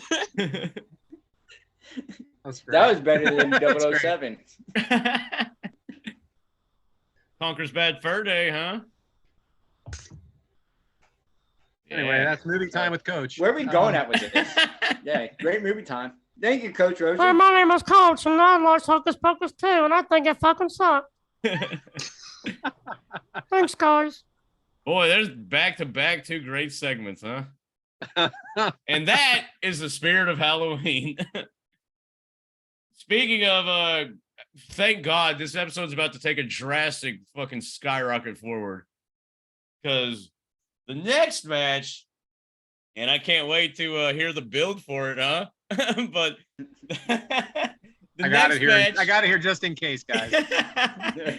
And I'm glad that fucking thing. You knew we had to cover it. If we're doing Halloween Havoc matches, we probably should go with not only the best, one of the best matches of all time, has to be the best Halloween Havoc match of all time, or damn near close. We're going with, you guessed it, spoiler, Eddie Guerrero versus Rey Mysterio, Halloween Havoc 1997. It is a mask versus WCW Cruiserweight Championship. It took place October 26, 1997, from the MGM Grand Garden Arena in where Rosie's at, Las Vegas, Nevada. had an attendance of 12,457. So in 4 years, they pretty much doubled their attendance at this event. It had a match length of 13:51, and hear me out on this one. I can't wait. Meltzer gave this one 4 3/4 star, the exact same rating as the other one. So for all you Meltzer fans out there, defend that because can't wait to hear it. But I do have to say that being one thing. said, match 2 build, whomever, take Go ahead, it Mike. away. What are you gonna say? I had William watch both these matches with me at the same time. We were sitting there. I said, I got to, study for the podcast, everything else. I said, watch these matches. I'd like to have somebody there to get their opinion on things. That first match, he was like, okay, whatever. What the fuck? And he's a big Mick Foley fan. That's how I've been getting him into wrestling, is watching Mick Foley. Did not like that match. This match, he was like, holy shit. His exact words. That's good. And he's saying that now. Holy shit. Sorry, Daddy. Holy shit. Like, And that's 25 years later. several times. Both of these matches got the same star rating. Yeah. Yeah. So whoever likes Dave Meltzer, DM, tweet, whatever, explain yourself. You know what I'm saying? Explain yourself. All right. So this is the match build. I'm going to do this in my best coach impression. Fuck This is you a guys. match. Fuck this. Show sucks. Fuck y'all. Fuck you. I'm out. This is a Hooker match. That was my Hey, best. background music, background sounds, background sound, yay! I don't give a shit about this show. I don't give a shit Hey, about y'all. Coach, shut Fuck the you. fuck Fuck up, this. Coach. I'm out. Oh boy. We're helping you out, Brad. We're helping you out. Hey, This Mrs. is a match Rosenbaum, leave me alone. without Hey, who got Oh, food? Anybody, shut up. anybody eating right now? I'm over overt here making a story. bagel. What the fuck? There's You leave me alone, woman. Wait a second. He's back. Shut up, Well, Josh. now I have the actual product in hand. We have different collector's editions. I'm just sitting in the air conditioner. Ric Flair drip. First night right here in Yo, woo Arizona. on a bitch. That's a hell of a build-up for this match. Well, Coach, you came in at the perfect time. It's your turn. All right, I'm ready to present. Let's go. Match 2 build. Coach Rosie. All Eddie right. Guerrero, Rey Mysterio. Take it away. Yep, I'm just looking for my notes. That's all I I got. have them right here. Well, I was ready. I just had to find Brad's name here. That's all I got to find. No, Brad, no, you got to I find said all our so. names. You put it in the group chat. Oh, I did? Yeah. All right. It's Oh, good, shit, too. all right.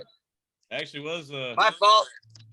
Here we go, Hey, fellas. I hey, got you. Coach, Don't I'll worry. tell you I what. got I'm going to send it to you right now. I got it. Too late. I think. Can't wait for his phone to yes. refresh Well, and boot it down. First of all, I can ad lib a little bit right here, but first of all, this match didn't have a lot of build up to it. It was a great match no matter what, but the storyline going into it was not very much. All right, so here's what I felt about the match. All right. First and foremost, like I said, there was no real overt story in this build up to the match. There was no over the top scripted segments, no trash talking, no bad acting or scripted promos. It was just a premier match between two of the greatest Latino wrestlers of all time. I mean, Eddie Guerrero was the heel WCW Cruiserweight champion who wanted to keep his prize, while Rey was the beloved underdog challenger. They had faced each other many times in Mexico prior to both coming to WCW. Both of them had reputations for being excellent wrestlers. And now American audiences, for the very first time, are going to be exposed to this style of wrestling. And boy, did it sure over-deliver. There were no stipulations like we had in that bullshit match we had last time. Except for one, Rey had to put his mask on the line for Eddie's title. And unfortunately, didn't go so well. In this lucha libre style, the lucha de apuestas, meaning a wager match. This was a very specific type of match. It's very serious and steeped in rich Mexican tradition, because ultimately one person will be unmasked or lose the title and could never be under that mask again. The only reason Ray was able to wrestle in his mask in WWE because he went to the Lucha Libre Commission in Tijuana, Mexico, and actually got permission. It's that steeped in tradition that he had to go before a board of elders to be able to wear his mask again. But at the time of the match, Ray could not afford to lose his precious mask at all. That means that he had an advantage because he was another vulnerable person who could exploit the smaller opponent. It was a hell of a match, and I can't wait to discuss it with you guys. All right, great, Coach. That was actually a great job there. So Ray's entrance, Devin, what do you think of him in the purple? Oh, he Rey looked Mysterio. awesome. Yeah. He looked like a superhero coming out. Well, then that makes me ask you, Mike, what did you think of Eddie? What do you think of Eddie's like greaser kind of look coming out here? Like he had that like almost like from like a 70s movie or 60s movie. Yeah, What do he you think? kind of looked like a Mexican gangster coming out. You know, if you watch, you know, some Friday after next or whatever it is, they had the Mexicans there. That's kinda what he ran by. Yeah. I thought it was pretty good. I love the scowl on his face. You know, I Yeah, think He's lean too, like real lean. Yeah, he's built. He's Still in strong great looking. shape. And Lean as in Eddie's less always body been fat, Eddie. not like skinny. I got it. this is one of my reasons why Eddie's like one of my top wrestlers. I thought you meant Because, lean I like mean, cough syrup. Okay. James, I don't know what just happened there, James, but who are the announcers? Well, funny you should ask. I know Tanay was mentioned, but was he there? Because here's the Yeah, thing: he every was time there. I've watched this match, He was there. He was there. Only for He this actually- match, though. That's what I He, thought. That's he what I was actually got getting brought at. in Like, just for the match. because in my head, I was like, because I don't really watch these pay-per-views as wholes. I kind of watch the matches. And I was like, man, I know that Tanay's there, but he's not really mentioned as being part of any other match. So I just I was wondered. testing you. Well, You, buddy. hey, The notes can we did give him say some- Mike Tanay, this match only. And I'm like, what? He was there for the first 3 matches. Can, No, we don't- can we give Like him I some said, credit? the thing I saw was like this match only. And I was like, I really don't think that's right, though. Can we give him some credit for what he was describing in this match? Well, we'll Because get to he that went for The sure. professor. Way back in history. Well, I love Continue. what Who Bobby else is says. there? Bobby says something here later in the. Go ahead. Yeah, I'm sorry. Rest of the Yeah. announcements here. Oh, Mike Tanay was there. See, this is another thing about the research that I do. I get very conflicting sources because the last match, it said Dusty Rhodes, or maybe it was this one. Maybe I'm thinking of this one. Dusty Dusty's back. Tony. Yep. Well, maybe I'm the one that's stupid. And because Bobby.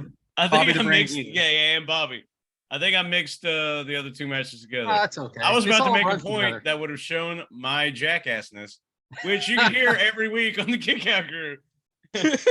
Every So we got- Thursday on Yeah. your favorite podcasting platform. Like us on YouTube or you whatever, like, subscribe, be a friend, tell a friend. That's at Kickout Crew. So we have Eddie Go ahead. Sucks chance for sure here. And then we have a really fast paced start to the match. Ray putting on a real show early. Adam, how'd you like to start? Oh God, Rey Mysterio has so good body control. He can jump from the top, turn, and pull an arm drag out of nowhere.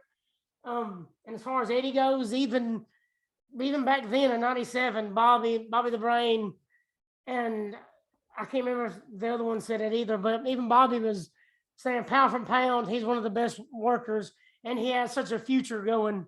So I think it was Tony Was and that Tony that said that? I think it was Tony and Bobby that said something about how he's pound for pound the best worker, and Bobby saying something about, man, we're starting to see him,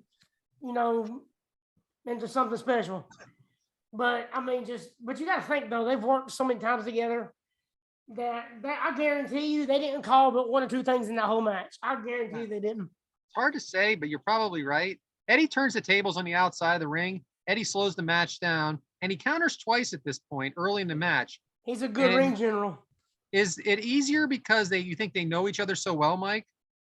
Yeah, I think so. I mean, they've worked together forever before then, and worked Their families forever work together. after this. So I mean, they know each other like the back of the side of their hand. They know each other like they know each other, and these two, no matter what year it is, no matter what match it is, they both put on great matches together. That's a very good point too.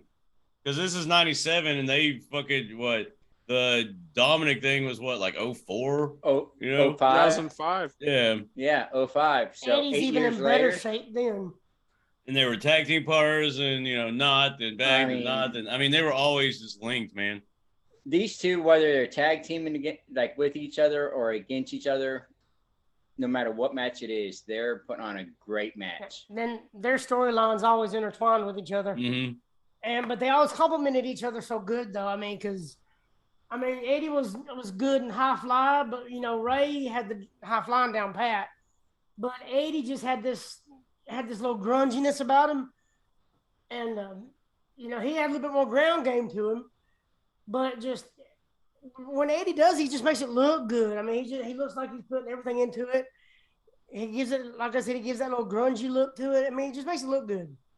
I'm watching it right now on my phone. It is. Yeah, and it's I would good. like this match is so good. It didn't even he's trying. It was like they're just out there, just like it ain't nothing. Oh, we're just having another night. Yeah, it doesn't look like easy. spots. It looks like legit poetry in motion. Yeah, it's these really a two, story. no matter what year it is, if you put those two in a match together, whether it's the first match, whether it's the middle of the match, or whether it's the main event, these two are going to put on a main event match together. I'm wondering, do you think they knew backstage before this match, well, not that it was going to be as epic as it was, but hey, man, we're about to tear the house down. I wonder if they knew, we're about to set it the fuck off. Well, I think this match right here is one of the things that set them over. Well, so they would have. Did this legitimize that cruiserweight shit too? That's what I'm saying. This right here had legitimized all that stuff because we know WCW. That was the first match or second match. It was right there in the beginning. And Jericho and Rey Mysterio had a good feud. I think right before that. Remember you? And they Malenko did. was a part of Seen it. it far out 37. They did. Why can't you do it? freaking mute his ass? They did, and they each had good matches with other people. But if you want a WrestleMania main event match at any time, put this match right here could have been a WrestleMania main event this year. You probably could substitute back then, maybe Psychosis, maybe Hoovy Juice, Juventud Guerrero, because they were like the top 4 luchadors back then. I know we're jumping ahead to the legacy of this match, but I do think this set the bar pretty fucking high where people are like, okay, we do have to pay attention to this because Yep, and this is why when we said Halloween Havoc, this was one of my first. Everybody thinks about this one. If you Google any kind of Halloween Havoc best matches, I guarantee you it's either 1 or 2 on every single site. It's got to be one. I don't know what other Halloween Havoc matches above it. The only one I saw was the only other one I saw was the. This is an all-timer match. This, if this is not my thing, I've always said, if I have a non-wrestling fan and they're like, "Well, show me a match that's good," it's either this one or Rock Hogan from Mania. These are the two. This transcends. If you don't like wrestling, you can watch this and be like, "Holy shit," And I agree with that. Though. That's the best thing about them 2 matches you said. They're so different. They're different. And but you can use either one of them to kind of get somebody to watch, though. Yeah, I can show this to anybody that hates wrestling. Be like, "Oh, you hate it? Watch this," and they'll be like, "Right, pretty good." Yeah, and Adam, the match, and how it's just amazing how different they are, but how good they are in their own way. Mm-hmm. Right, and Adam, correct me if I'm wrong though. This match with the Rey Mysterio and Eddie is the wrestling performance. The Rock and Hogan is the audience performance. Yeah. Oh, yeah. It's more 100%. Entertainment. More or so, less. And they both can kind of bring you into it. It's holy shit. Well, the Rock and Hogan, that crowd was they knew what they were watching and they were in it, hook, line, and sinker. Here, they're putting on a show and the crowd really doesn't know them, but by the end of it, they're like, holy they're fuck. Hooking the crowd. They're hooking the crowd. And see what? I don't know. I know a lot of people didn't see this, but earlier in the show, Jericho had a match with Gato, the booker for New Japan, and Jericho went for a Hurricane Rana from the top, a big, top rope Frankensteiner. Almost broke his damn neck. It looked bad.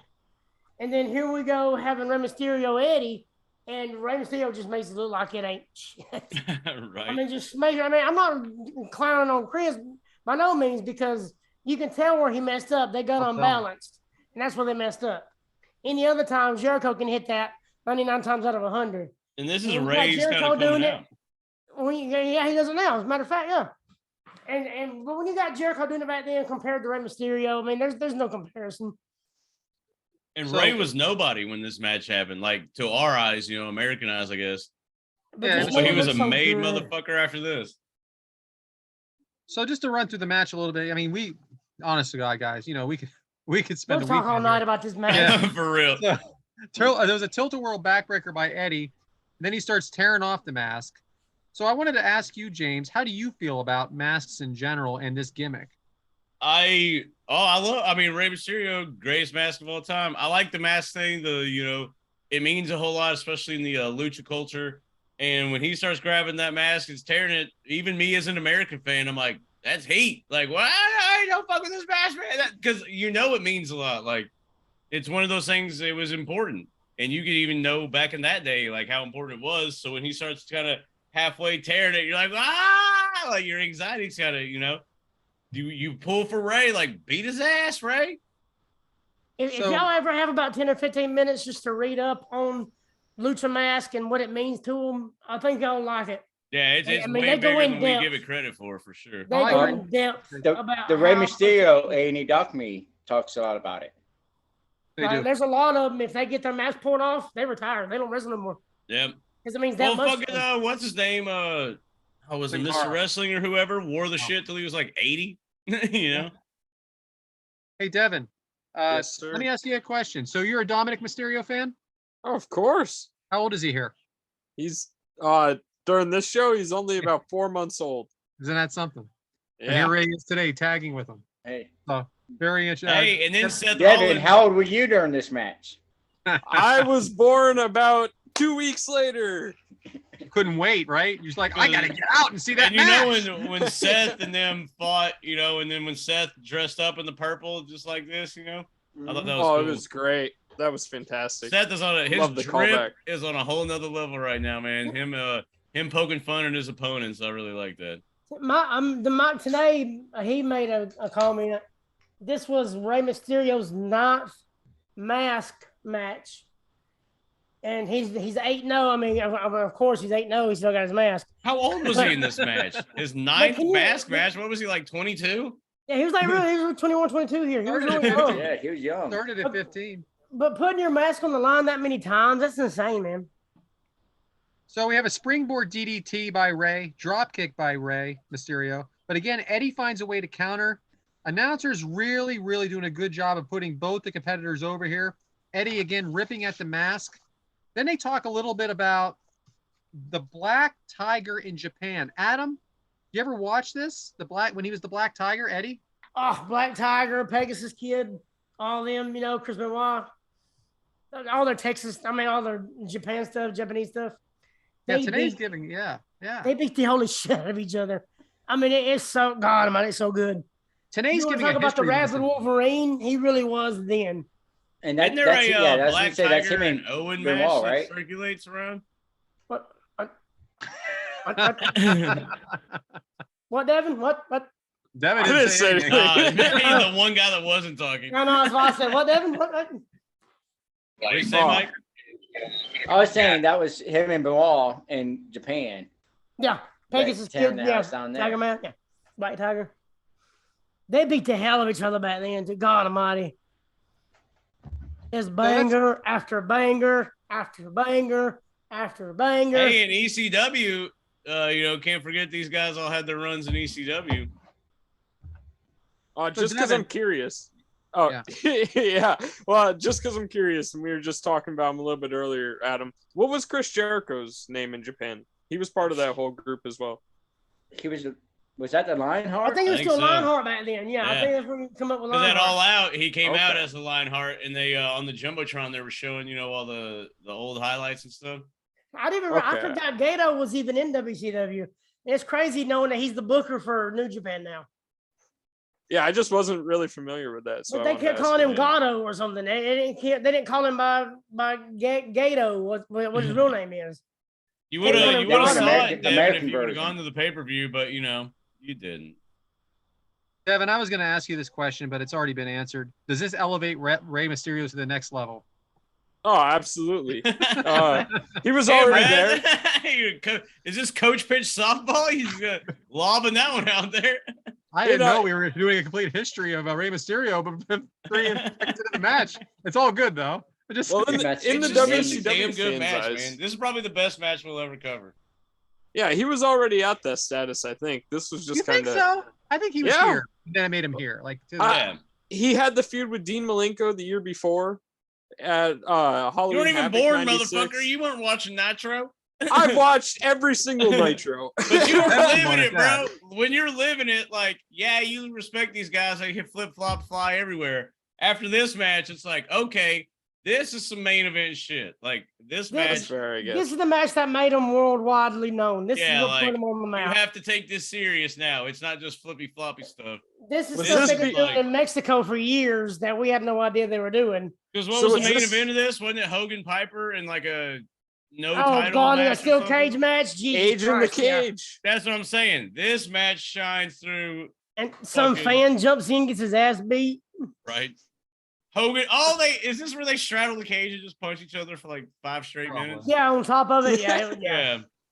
19 stings come out. Bobby Heenan has a great line here to Mike Tenay. He says, Mike, tell me what you don't know. Because he freaking is giving a history lesson of Lucha Libre, everything. I didn't even know he was an announcer. He wasn't even announced as an announcer, like you said. And all of a sudden, he's the only one talking. But that was Bobby DeBrain, yeah. Mike, tell me something you don't know. But of all the matches we've watched, have you seen one that is more technical and athletic together, Mike? Mike Whitaker. I'm right here. So of all the matches we've watched, have you seen one that is more technical and athletic at the same time? No. This one right here outdoes everything in every kind of way. Yeah, I agree, man.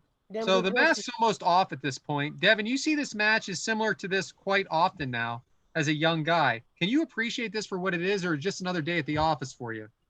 Absolutely. Even though matches nowadays are similar to this, there's no comparison. These are 2 of the greatest of all time. This match is just unbelievable. There's certain guys that are similar in stature, like the Will Ospreays, the Kenny Omegas, who can fly around the ring like Rey Mysterio and Eddie could, but they can't put on the story like these 2 could. It's like none other. Devin, is there any kind of match? Is there any kind of match from this era that you can compare to this match? Psychosis. I think you're right about Will Ospreay for sure. I think you're right about Will Ospreay. I think move for move, though. I'm with Mike on this one, though. Move for move. It's obviously it's not clean, but it's pretty fucking flawless. Right. Even in today's matches, you don't have a match like this. A match that would bring you in. The only person I would put close to it is Pac. I do want to mention that again too. Slim Jim. What match? That's the thing, though. I don't know anybody else. Ray Phoenix.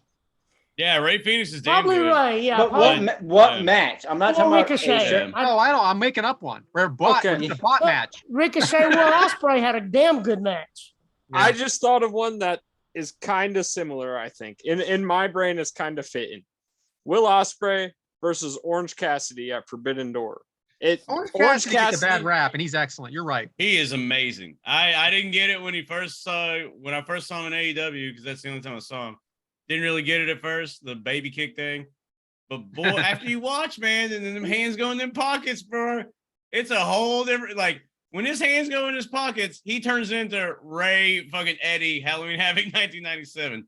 It's strange how he does it. He's good. He doesn't fly the exact same way. But that gimmick, he can pull it off. It's a parody of the wrestling business. Because usually you would want him to take his Hulk up moment would be taking the hands out of the pockets, you would think. But his Hulk up moment is hands in the pockets. I like Pac and Ray Phoenix, because Pac can play that bad heel like Eddie, and Phoenix can do the hopeful babyface like Rey Mysterio. He's not as safe Closest as Ray. I can He's pick. not as safe as Ray, though. No, not at all. No. I do want to Here's what mention I'm though, saying. Slim Jim. Slim Jim is all over these turnbuckle pads and everything like that.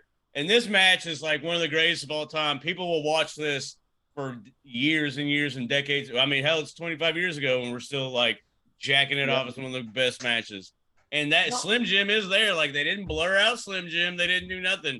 So shout out to Slim Jim for being like, you're going to be, even if that company closes, that's still going to be known for decades forward. Right. Well, that's what I was going to say. This match is 25 years old, and my 12-year-old son put his phone down, stopped doing whatever the fuck he was doing on his phone, and watched this match minute for minute because he was so interested in it. It transcends time. We'll put it that way. I can't believe you pulled that Slim Jim shit because that's such a Conrad thing. That's such a Conrad thing to say. Conrad sees money in that. It's going to be there forever. 25 years later, they're still making money. In the annals of history, exactly. In the annals of history, that will be like, they could have blurred it out or CGI'd the ring post, but that's going to be there forever. Slim Jim. One of the greatest matches of all time, Slim Jim is going to be part of it. Let your son watch Will Ospreay and Ricochet. They had a damn good match. He don't watch wrestling. He's not a wrestling fan. But I bet you he'll like that one, though. That's a close second or third behind this one we're talking about. We're taping one of Conrad's podcasts right now. What do you think of Conrad's podcast? I love him. Look, there you go. Is that Max Caster's little cousin? Yep. Hey, did they say you're Max Caster's little brother? You going to scissor for National Scissor Day? I'm down. All right, let's scissor me, daddy. Scissor me, cousin. Oh. Yeah. That sounds like a family reunion. Never mind. Allison, scissor me, daddy. I'll check in with. Poor Allison. Scissor me, cousin. Just like at the reunion. You want to start saying, "Oh, scissor me, daddy"? I'll get the whole crowd doing it. There you go. Oh, scissor me, daddy. But for real, my 12-year-old, he's not into wrestling, but I had him. I have him watch some of these matches with me to get his opinion on it as a non-wrestling fan, and he was hooked on this match from start to finish. Yeah, Well, here's the funniest thing about this. I know we've covered a lot of matches, and I'm probably shitting on a couple of them, but I would say the Eddie Guerrero JBL match was one of my favorites because I actually took a lot of notes on that one, And this match, like right here, the common denominator is Eddie, obviously, but Kurt Angle, Eddie. It really doesn't get. Yeah, that one too. It really doesn't get any better than this match, though. As an overall thing, Eddie and Ray, people will always when you say best matches of all time. This is obviously in everyone's top three, whether it's 1, 2, or 3. Everyone always mentions it. When anybody walks up to you and says Halloween Havoc 97, do you think of anything else? No. Well, considering we didn't even know it was 97 last week, I don't know. When people I don't think you have to say Halloween Havoc, the very first thing you think of is Eddie and Ray. Yeah, you don't have to say 97. You just have to say Halloween Havoc, and they come up with Ray. There you go. I would go with that even more so than even the year. Yeah. Halloween Havoc. Yeah, for sure. That and Macho Man DDP. That's the two matches I think of. James, there's so many transitions in this match. How unpredictable? Did you know who was? I mean, if you were watching this for the first time, do you think you know who would have won? I remember leading up to it. Granted, we reported and watched pay-per-views, but you were intrigued as to who would, because at one point you could see that Rey Mysterio is bubbling at the surface, but at another point, and even Eric says it, they wanted to take the mask off him, and Eddie's the one that was like, no, you can't do that right here. Right.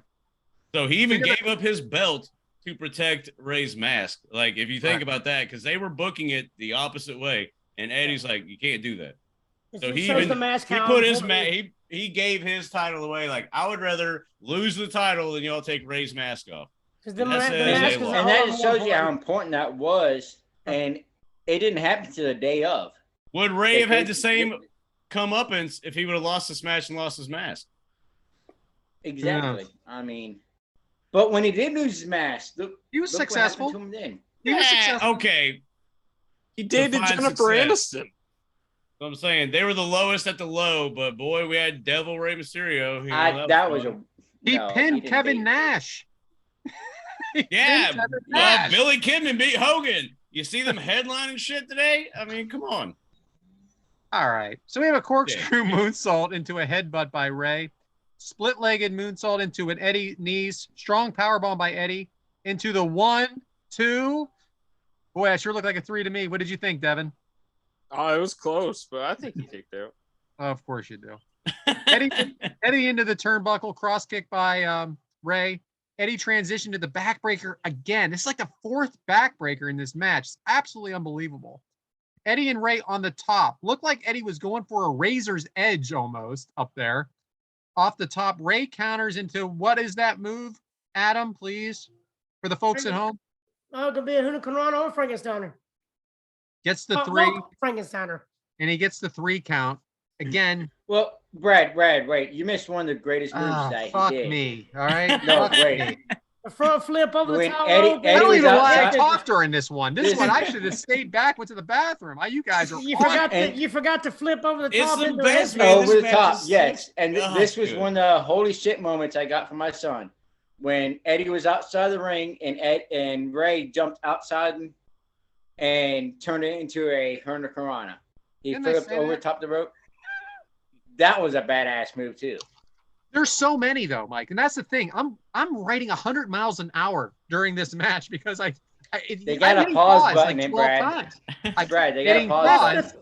like 12 They That's the got a thing, times. pause but- button. That's the thing between Rey Mysterio and Psychosis and Juventud. I mean, it's Is the timeless, fact that man. Rey Mysterio was on point every time. Juvi's off a little bit. Psychosis, he's a little reckless. They're good, but just Rey Mysterio's he's just on point, man. He's elegant. It's Every time. This he's on match point, is man. this match is so smooth. Like Also, His everything body about control it is so amazing. smooth.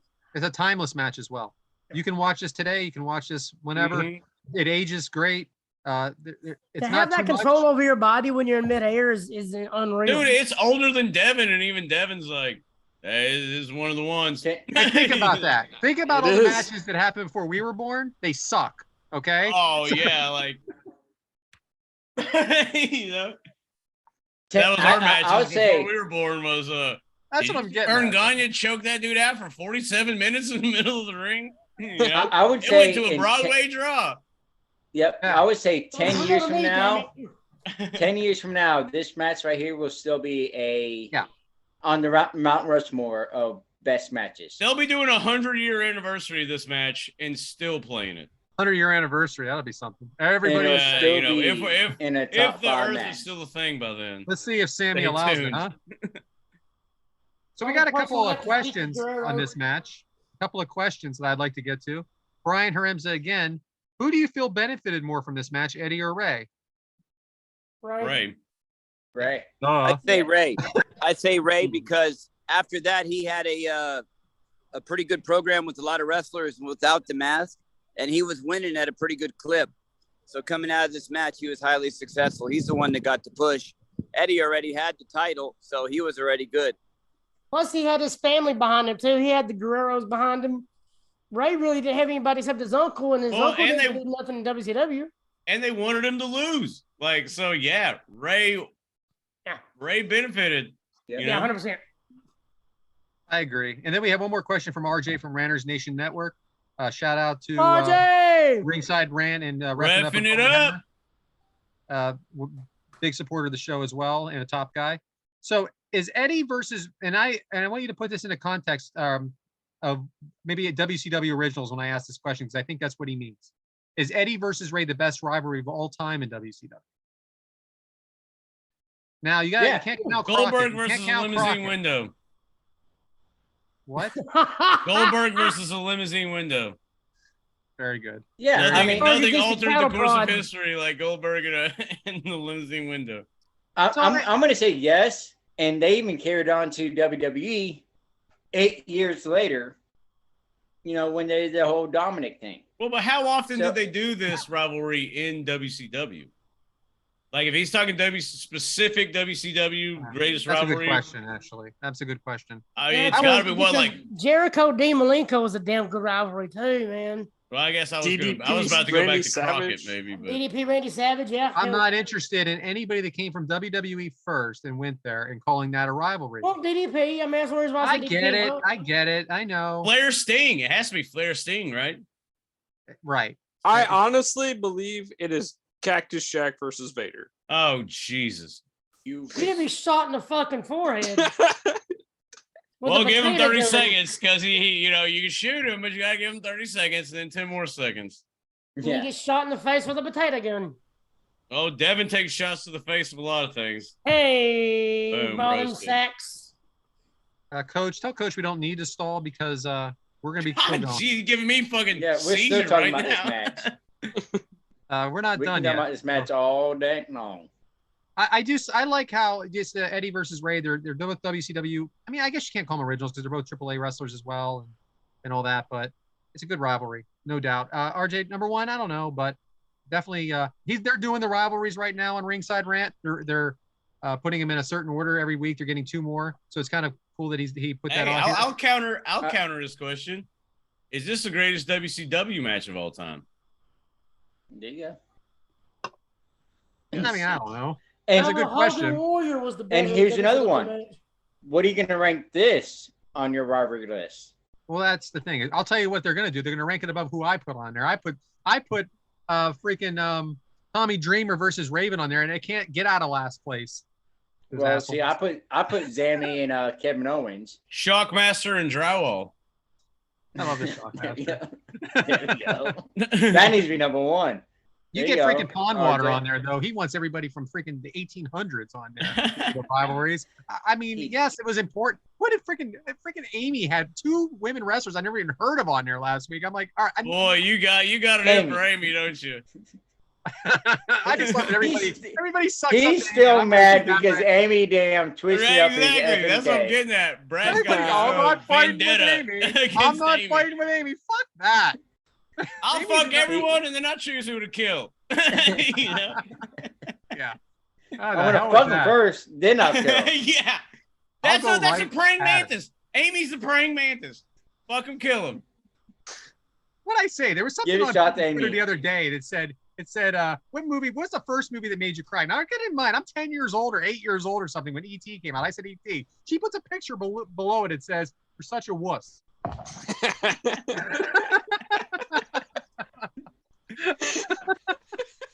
Amy, we love you. Yeah, You're our do. biggest Yeah, fan. We love you. She knows her buddies. It's fine. Hey, I do want to give a shout out to Brooke. Brooke and Megan are like the 2 women that want to be on the show. We haven't had them on yet. So Yeah, well, when Megan can make some time for us, fine. I would love to have her on. right? Same I like with that Brooke Brooke. on too. Probably Yeah, watch some Brooke's old cool. Sting matches or something. Whenever you're ready. Yeah, whenever you're We're ready. here for you. Come on, And I do want to give a special shout out to Pam Beasley. Love you, girl. freaking guy. Hey, man. Sometimes you just gotta. It's like cooking a meal, man. You just gotta add your little ingredients. So And anyway, I'm gonna speak for Devin. Devin says, I want to give a shout out to Erica. because Oh she God, saved my yeah. life." No. He wants to give a shout out to Sammy first, and then he wants to make out with Sammy. Yeah. And then he's gonna go. Oh, and by the way, That's what I want to know. Who Oh, Devin Sammy, loves oh, more, Sammy. Erica or Sammy? Oh, by the way, love you, Erica. Oh, Sammy. the best part is I said, "Who do you like better, Sammy or Tay Connie?" And or who do you want to sleep with? Something like that. And he has a big picture of Sammy. Oh yeah. Like, got a championship. Like, dude. If I had to choose between Sammy and Erica, unlike Sammy Guevara, I will not return the ring or ask for the ring back. And I would stick with Erica, obviously. Quite obvious. But if we're giving at least shout on outs, air, Well, hey, Love you, Erica. Sammy's submissive because you can hit Sammy and he won't do shit back. Well, one of He these likes my days, stuff. Devin, we need to get Erica on the show. can't even get a Just run talk it. shit about We you. can't even get a Yeah. run it. she brought me a high C. I remember. You remember Mike? Yeah. I had And- my whole fucking family do a run in. We need a run in. We need a run in. We're talking about something else. We need a run in. Soak the chicken for fucking 8 hours. Let me start all over again. Let me start all over. Well, are we done with the fan questions? Yeah, we are. So let's move on. Hell yeah, Adam, your alarm's going off because you know what time it is. Waka, waka, waka. And you spoil. Hey, you put a Why running you- storyline earlier in this episode. So now here we are at the turn of the hour on the episode. You Not better make really, it but good. you know, what you got? So this goes back to my joke about rabbit ears. So back in the middle of all my dating and stuff, you know, I cut back a while because I'm getting old. I asked a girl, I said, "Have you ever kissed a bunny rabbit between the ears?" She said, "No." I said, "Do you want to?" Hey, gotta watch on video for that one. Gotta pull the pockets out and make it look like bunny rabbit ears. I do want to give you a shout out for the way you said that. Back when I was dating stuff, like, love it. The way you worded it. So let's see. So yesterday I called my landlord and I said, "I got a leak in my sink." He said, "Go ahead. I'm not judging." That was last week, wasn't it? May have been. Hell, I don't know. I wrote down that one. Last week was the Invisible Ink Oh, Yeah, and made a playlist. I love the with notebook. Peanut. I love the notebook. I love It them. makes it. I love it. Is that one of those cow ones again? yeah. He's already thrown it too. No, that's my blue one. It's over there. Oh, yeah, way the fuck over against the wall. That's the show notes. Yeah, it's over there. Oh, you That's my- wait a that's my second. You shit got show show notes. notes and Waka Wakas? Yeah, Like I got two different notebooks. Look at this motherfucker, man. Holy Hey, shout shit. out to Adam. That's my shit show notes over there. Thanks, Adam. Ain't that the truth? Every Thursday, kick out crew. So apparently, I have a fear of elevators. I'm taking steps to avoid it. I like it. Here we go. Are we getting I'm into going Speaking it? of walk, a walk, joke, motherfucker. Shut up. He's in the limousine. He's on his way, baby. Oh yeah. Speaking of I'm gonna jokes, take a walk Rosie. off a damn short bridge. I'm in the middle of my shit. Where was I? I don't know. On joke. Oh, four? yeah. Yeah, you're telling us a joke. You can't miss the limousine pull up and him come out. You got to say for that. We'll Well, stop you'll be whatever there. we're doing just for that. I'm not saying I'm attractive, but every time I go into the bathroom and take my clothes off, I turn the shower on. me You too. know what? I got one more. Devin loves jokes. Listen, I got one more. All I right. had a really good childhood. Like, I had like a great childhood. My dad used to roll me down the hills in tires. Those were good years.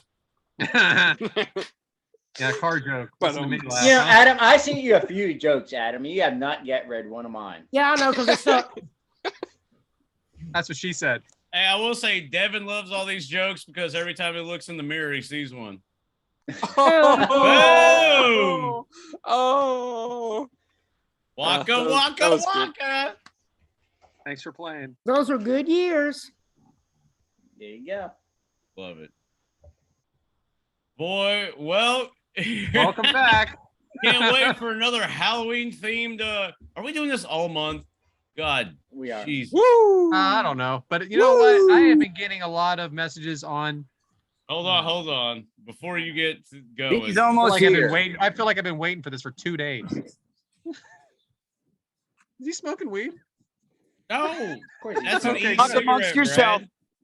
Hey, talk about the next show and just edit it out and stop recording. And Well, then we still got recording Devin and edit demographic, it and out. we still got Mike's meat minute. We're going. You interrupt us when you're ready. All right. So we have we've had a lot of people online want me to bring the FMK back. I gave it a few weeks off. It is back, baby. FMK Halloween style. But it's not just Halloween style, it's wrestling Halloween style. Now, get your Google machines out, fellas, because I have a feeling you might know one of these wrestlers. You may not. So you know your first, Devin. So I would get your fingers ready, okay, pal? Oh, look, I went back and found Mike's joke from August when he sent it to me. It In says, August? It's August 23rd when he sent it to me. It says, "What makes sad people jump? Bridges." I get it. I like that. You just got it now. It took 2 months. Mike is August losing it. 23rd. We We may need to give Mike 30 seconds, another 10 seconds to recover. My All bad. right. So speaking of, again, back to it. Look at No, this. we That's had a good joke.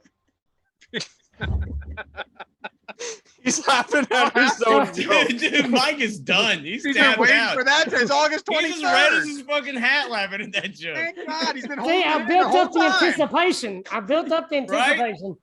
anticipation. 14 days before Top Guy weekend, he sent that. He thought that joke For up. real, man. That's like 6 weeks ago. Like I've been every building the week, hell out of that like, joke, maybe buddy. it's my week. Maybe it's my week because that's a funny joke. So, Mike, you know, Mike Yeah. probably like, we get done recording and Mike's talking to his lady, like, you know, them assholes didn't do my joke again. Like, Look, flipping we're eggs gonna and get a text something. message later. All I was Assholes gonna didn't say do my is shit again. in the group chat, all we're gonna get is bridges in a little bit. That's what I'm gonna say is bridges. Make sad people jump. first we have the ladies, FMK. These are female wrestlers, Halloween style. We have Luna Vachon. Ah, We have from Impact Wrestling, James, get your Google out because I know you don't know who this is. definitely YouTube will like have to. Rosemary.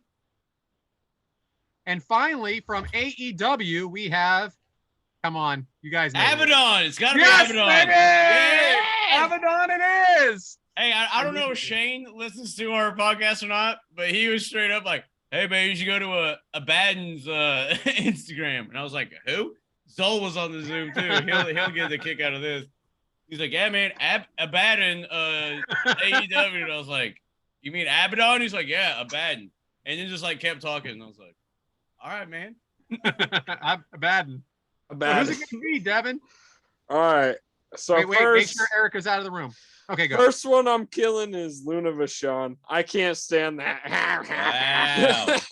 Yeah, her voice would annoy the hell out of me. Sorry, Luna.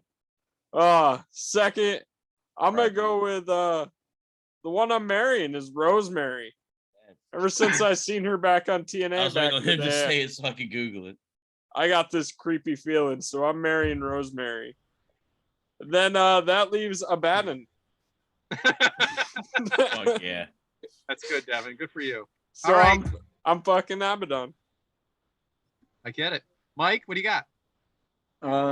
Well, I know who Abaddon is, and I've seen her with no makeup on. One more time. Abaddon, whatever the fuck her name is. Phenomenon. Yeah, that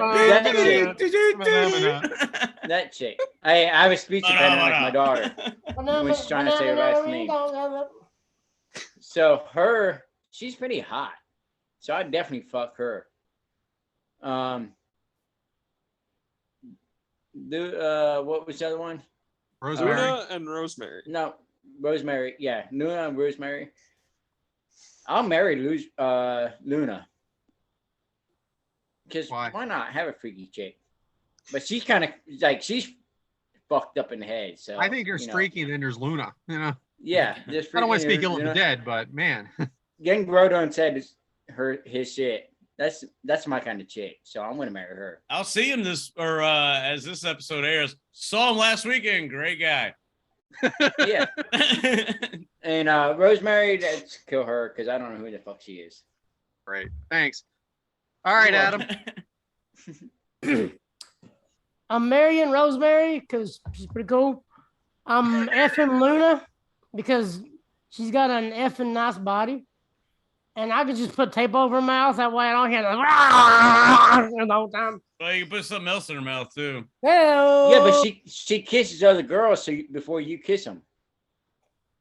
But she's got Remember like that. this banging body. Is So Luna in a lesbian angle that I missed? What happened here? I don't know. I just knew she was married to Gangrel. That's it. And I saw No, the it was Dark Side of the Ring. who the fuck was with the Hardys? Terry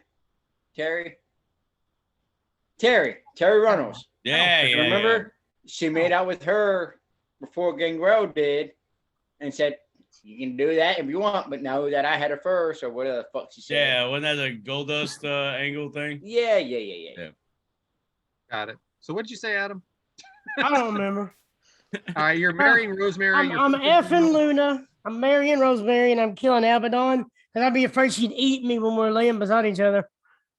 You ever see Abaddon without the makeup? I heard she's beautiful. Not bad. He's He's But we're better talking about looking than he Abaddon. is We're not with it. talking about the real person. We're talking about Abaddon. I know Yeah. you're absolute. Thank you. All We're right, talking James. about Luna, and I Well, want to F that up. you said Abaddon would eat you or whatever. I'd like to eat Abaddon, and that's probably gonna get us canceled right there. You know what I'm We've saying? done worse. We've done worse. I'm gonna eat Right? her boogeyman style. I'm gonna eat ya. Oh wait, don't spoil the next one. oh fuck. So since I've actually had conversations with the real Abaddon, but I do like the character, and I think she has definitely got herself in. She's obviously working out and gotten in better shape, but she's also worked on her craft. And I would assume we should see her on TV soon. So I'm marrying Abaddon. Alabama And Dawn. yeah, right, Alabama Dawn. That sounds like a motherfucker that wrestles in around there. That was for Boaz Conrad. wrestlers. But I will. I'm gonna marry Abaddon. Man. See, Luna is pretty sexy. Like if you get past the head? all that Well, stuff. she get come past the out for head? like the 2000 Royal Rumble for like the what was it called when the King was judging them, and she Yeah, I'll was never on forget it. knockdown. Yeah. You didn't want to play. So all right. So I may be I'm still- fucking Luna then, and I don't know Rosemary. It's a real man right there in Florida. See- That's a real man. Hell yeah. And she actually, this is the thing, because I'm a pretty easygoing, I wouldn't say passive, but not like confrontational type of person. Luna would fucking make me like a hardcore son of a bitch. I probably have a face tattoo after fucking her, Like she'd make me a hardcore motherfucker. And then Be like Mike Tyson up My there. God. she is better looking, but hey, sometimes it's not all about looks. You know what I'm saying? Right. So I'm guessing The light Coach is not switch is playing, for- right? Coach, you're not there. Who the fuck knows? All right. So I'm going to go ahead and go. I am going to go ahead and kill Luna because I am not taking Gangrel's sloppy seconds at all. I'm not interested in following him up. I mean, look, I like him, but I don't know about following it up. So I'm gonna. I'll be sure to tell him last weekend. Yeah, let him know. Let him know yesterday. I am gonna marry Rosemary as well. If you guys, she does have an interesting character. You guys, if you haven't watched any Impact Wrestling, I'm not saying watch every week. Check it out. It's not too bad. And finally, I am gonna fuck Abaddon because why not? Freaky as hell, right? I'm in. So yes. But kill you him. take their sloppy seconds. You can take James' sloppy seconds. You remember that Liv Morgan was in a lesbian angle a year and a half ago? Take him. Liv Morgan was in that lesbian angle with CJ Perry and or Oh, whatever it was. Yes. During Bobby That- Lashley's wedding. That Yes. lasted what? 15 minutes? Just the Ow. whole lesbian thing with Luna. You guys threw me. So anyway, yes, killing Luna, marrying Rosemary, and fucking Abaddon. Great. Luna is killing you. That's what. Well, she yeah, meant to right. say. Good luck, right? Good luck for me killing her. So let's go to the gentleman, fellas. The gentleman it Oh, is. God. So here's the big three. Yes, there was a spoiler in the last one. We are going to go with the Boogeyman. The Boogeyman, number one. The second one, Papa Yeah, yeah. Shango. Papa Shango. We're not doing Gangrel because that would be too. Shango, not Shango. No, it's Shango here on the East Coast, up in Philadelphia. I don't know. Fucking Northerners. That's what We I'm have- saying. Thank you. we're going with Viscera. Well, I don't think I'm hung enough. See, to be if fucking you'd have been Viscera. funny, if you'd have been good, Brad, you'd have said naked median. I thought about it because I just like that freaking post on Twitter. I got Vienna sausage at best. There ain't no way Viscera's. What am I barely in the butt cheeks? That's a big ass dude. You got to be I'm hung. paying a foot and a half attention to as try to best fuck I him. can. It's just loud out here. I'm dedicated to you guys. I'm just gonna bring Ric Flair to you guys when he pulls up. I'm listening to everything. Well, So who who you you fuck? fucking? Viscera all day, every day. I couldn't hear the girl's name and I couldn't search him up, but shit, I'll fuck all three of them in a threesome at a honeymoon suite at Niagara Falls. So Viscera, You're back on Boogeyman, that. and Papa Shango, all three in Niagara Falls. I don't know who they are, but I'll take them all. All right, Coach. There you Thanks, go. buddy. You heard it We here got first. coaches. Papa All right, Devin. Shango, Who's it going to be, buddy? Boogeyman, and Viscera, all three in the honeymoon suite. All right, I'm starting off with who I'm fucking, and that's gonna be Viscera. We've seen him with that gimmick in around 2005 where he was the love machine Viscera. Big Daddy G. And we've all heard the stories by Bruce Pritchard of him just taking Blue Chew or Viagra and staying up watching the movies late nights in the hotels. So we know he's down to fuck. So Viscera for himself. Yeah. Yeah. Viscera is the first one I'm fucking. And then I'm going with who I'm killing. Papa Shango. Because up here Finn Balor. Papa Shango isn't my favorite gimmick of Charles Wright. So I'm just gonna kill him for that reason. And then that leaves the Boogeyman. The Boogeyman is also great at sharing his food. So I think he's gonna be a great husband someday. All right. Not how I thought that was gonna go. Mike, what are you thinking? Well, I am marrying the Boogeyman because he's fucking cool as hell. So I'm gonna marry him. I am fucking Papa Shango. And I guess I'm killing the other dude. Viscera. Mabel. Yeah. Man on the moon. Yeah, because I mean he fucking if I'm fucking him and he rolls over on me, I'm dead. I'm done. You are dead. You're dead. So I gotta kill him off the start. You're done. Like I ain't doing that. So he's like 500 pounds heavier than I am. He's 500 pounds soft. Adam, what do you got? Not 500 pounds off. So I ain't got that right. Well, I'm 3 soft. Does that count? Yeah, from the ground when you land on your stomach. You mean I shit up 2.5 hard, baby. Vienna. All tip, no shaft. What's up, girls? James said he's a grower, not a shower, baby. No, I don't grow. All tip, no shaft. What's happening? What is that, Tony? The button on a fur coat, baby. There we go. You ready for the thunder thimble? Huh? I don't think Coach is having a good fucking time.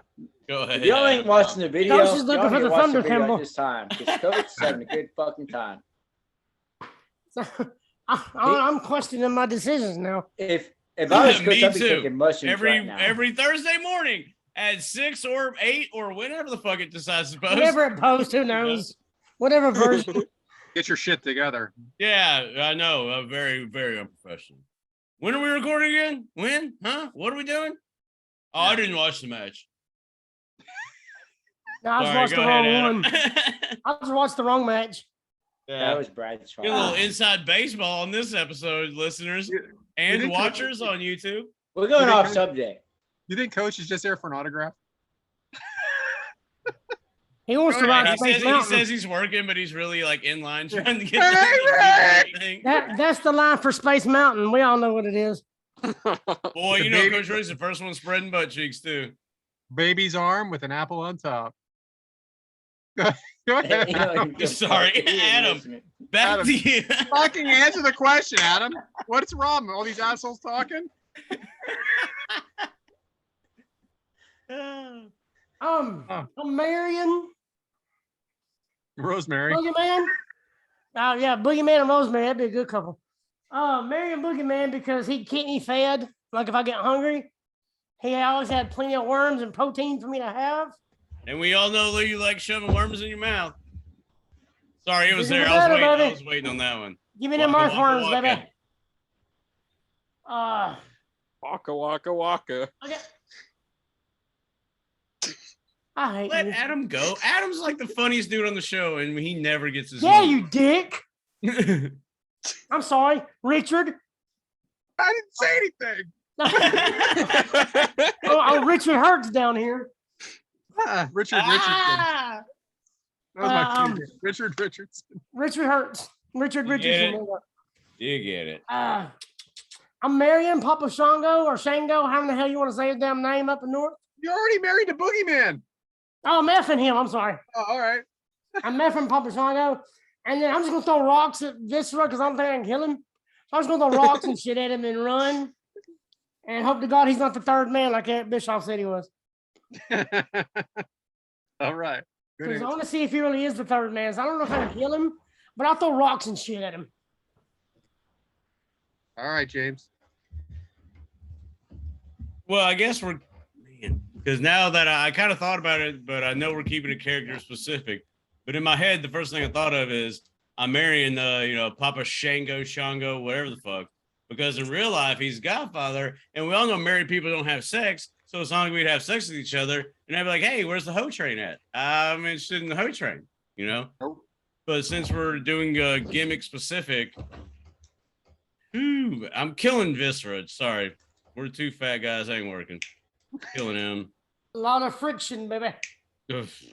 A lot of sweat, and It's a lot of dude sweat. A lot of dude sweat. The like, world's hey, you like largest. that? I'm You not gonna like lie. that? And he'd be like, "Dude, that's one of my roles." I'm like, "Oh, I'm sorry. Well, That's why the was best it ribs so- I ever why had. was it Wait a so minute. moist then? Those are If it some was one of good your ribs. roles- If it was one of your roles, Viscera, why was it so moist? Do I have salt dick now?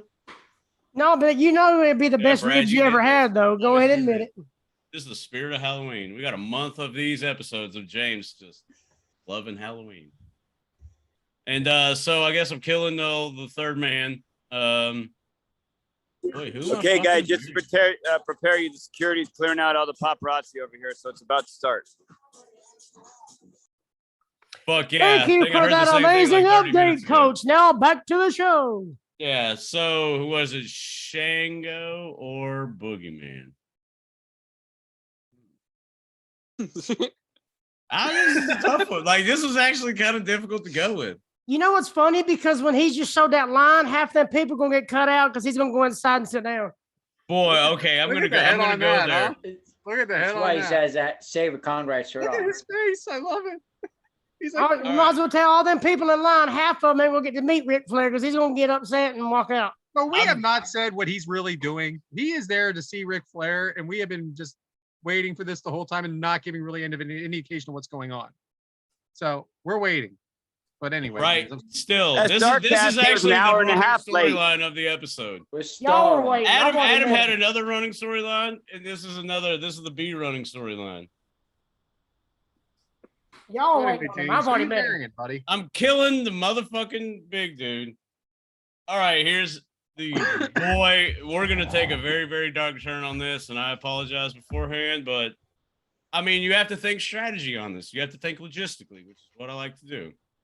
I'm going to marry Shango specifically for the reason that Boogeyman used to crawl around on all fours and stuff, so he's kind of already assuming the position. So you already know that. So why not fuck the guy that's bent over and all that stuff? Hey, I told you, I gave a preface and an apology before I went to this. I'm really excited. But if you think about it, like That was Homeboy's already James. crawling down on all fours, face down, ass up type stuff. So wouldn't you? I mean, I wouldn't choose either, obviously. With the Not there's worms in anything his wrong mouth. with that, Seinfeld. But yeah, person's already assuming the position. That's all I'm getting at. I told y'all it was going to go to a very strange place. But hey, So are you fucking him with or without the worms in his mouth? I'm, All right, I'm guys, here hitting he it. comes. Boy, Here he here we comes. go. Security is moving into position. Let me flip the camera. Oh, my I God. see him. I can see him. There's the limo right here, guys. You can smell it. There's the You can limo. smell it. Limousine riding, jet flying, wheeling dealing, son of a gun. He's here. If you excited, He's here. boy, give He's me a- here. We need that louder.